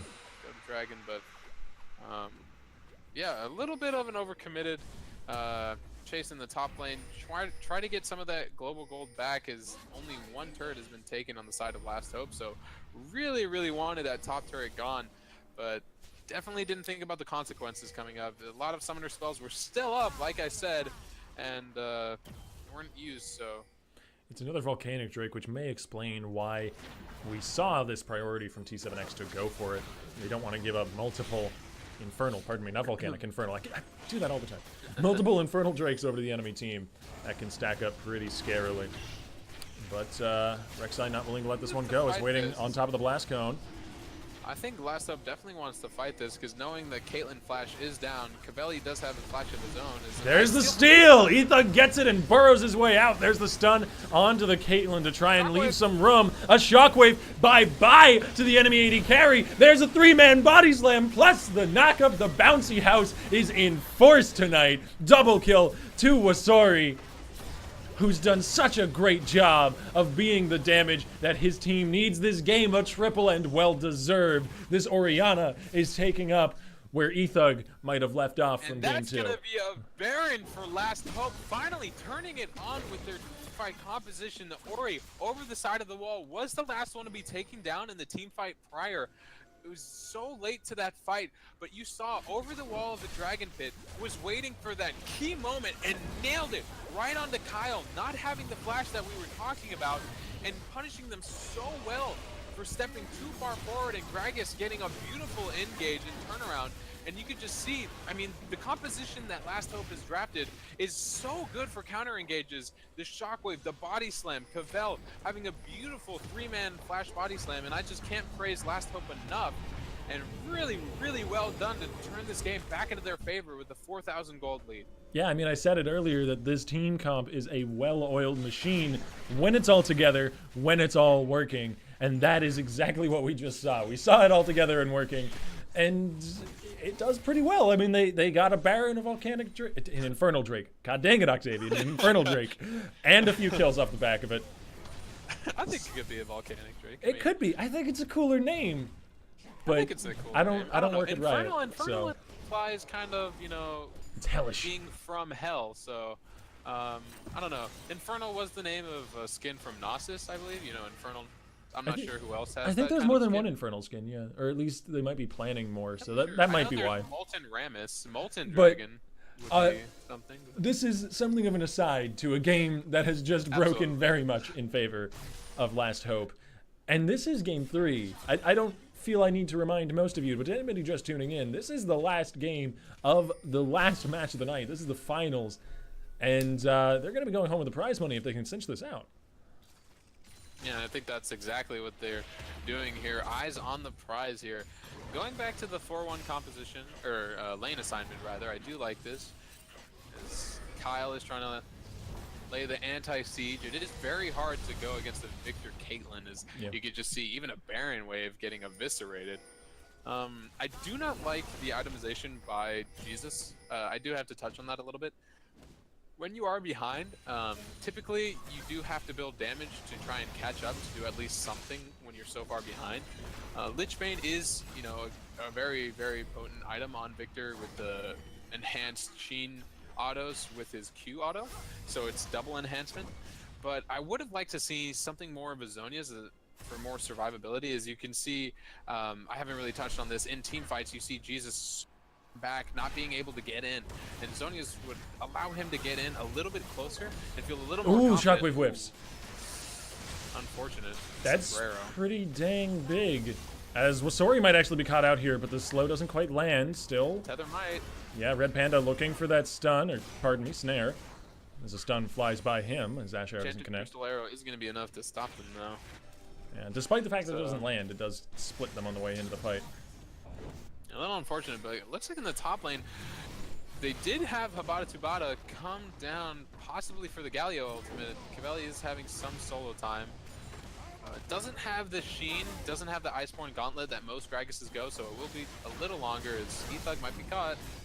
He does manage to avoid the cocoon just barely by burrowing away. And Habatu is still just beating down on this turret. This is what I was talking about. There's very little that magic damage tanks can do against a Galio, but Cavell is still going to take this turret down eventually, despite all of Habatu's best efforts. Sorry, 1v2 scenario. I don't know if you want this fight if you're Red Panda though. Yeah, And now the resources are split. Took a lot of pain going in.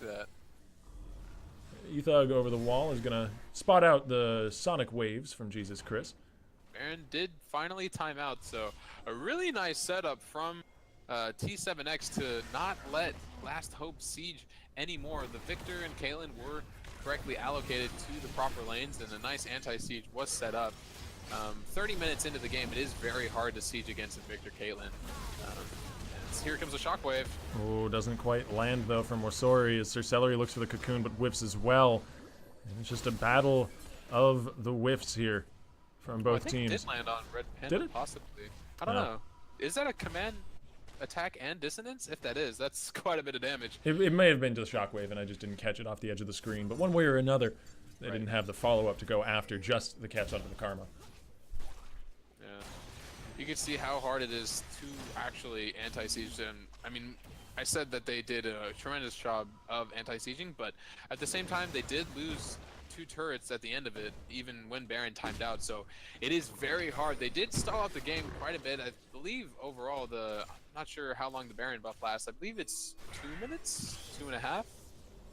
So a very good job from TA7X to finally slow down the game and let Oh my Victor God. and Caitlyn scale into the late game monsters that they are. It's another Infernal Drake. Speaking of scaling, Oh man. yeah, this Oh, could be man. the 3rd Infernal Drake that we see Last Hope get this game if they manage to pick it up. So I imagine they put a lot of emphasis on fighting for this. Absolutely. These Caitlyn traps are gonna draw the line of scrimmage and say, "Don't you dare cross this." Eat Thug. Get on the He's wrong a little side. cut out, but he does have the ability to burrow over the wall should it come to Absolutely. that. So he's just hanging out in the Dragon Pit. He's a smite bot at the moment, but there's Cavell potentially engaging. The arrow lands onto the Victor. That's a good target, and Wasori's on a rampage as Victor falls to pieces. Habatu doing his best to tank for his team, but he is going to be shredded eventually, and it's a double kill to Wasori, and he is stepping up this game, flashing over the wall, going after the enemy jungle. It's another triple near the Dragon Pit. A case of serious deja vu for T7K. He's going for the Quadra. He finds it. He might have the Penta here. He's gonna get it. Kill! They finish off the game! I'm assuming with this push and with a pentakill to Wasori. Woo! Oh man, Jesus Christ, not respecting the arrow at all. Gets cut down before the fight can even start because the arrow landed. No Mikhails on the side of Karma. No Zonius for the survivability. Just not respecting how long it actually stuns and how much damage comes out from this composition with the Ori. The Shockwave did so much of his health bars. He is going to come out. Don't think they're going to end the game yet, but 2 inhibitors might just set them up for it, as well as 3 Infernal Dragons. It's Hans onto the Galio. They may be able to hold under this inhibitor turret top side. Noamos is actually taking chunks out of the Victor ulti, but he just managed to get away, and there's another 2-man Orianna ult. Wasori is legendary, and the man has certainly earned the title at this point. Noamos claims another kill. It's a flash knock-up onto 2. The Unburrow followed by the Lulu ulti, and this certainly is the game-winning fight if that last pentakill wasn't. Cavell will get a shield. Story on the Orianna, 3 games in a row. I talked about comfort picks, but man, this guy just turned it on in the 3rd game, wanting that prize cash pool, and he is gonna get it. Well deserved. Beautifully played by Last Hope and a GG blue team. 100 CS up over his opponent. A pentakill to seal the game out. Wasori's performance this game was brilliant. And Last Hope ride to victor in the back of it. I mean, absolutely beautifully played there from Last Hope. Getting not demolished in the first lane, but a convincing win from T7X in the first game. And in the second game, it was the game of E-Thug just turning it on and destroying the map. But we didn't talk about the consistency of Wasori. And the only consistent player in the 3rd game was, in fact, Wasori. And he did so well, 10-2-8. I mean, wow. Well, that is going to be all for us tonight as the victory and the prize money go over to Last Hope, who hopefully we'll be seeing more of as we move forward. This was quite an entertaining match to cast. My name is Octavian, and I am joined by Geraldo, and we've certainly enjoyed the games. We hope you guys have. If you have, then please do tap that follow button. We go live every week on Saturday nights around 5:30 to 6 Central Standard Time. So if you're free then, why not spend your time with us? That's going to be it for us here tonight, though, folks. From everybody here at Reverie Esports, we wish you a good night and hope to see you soon.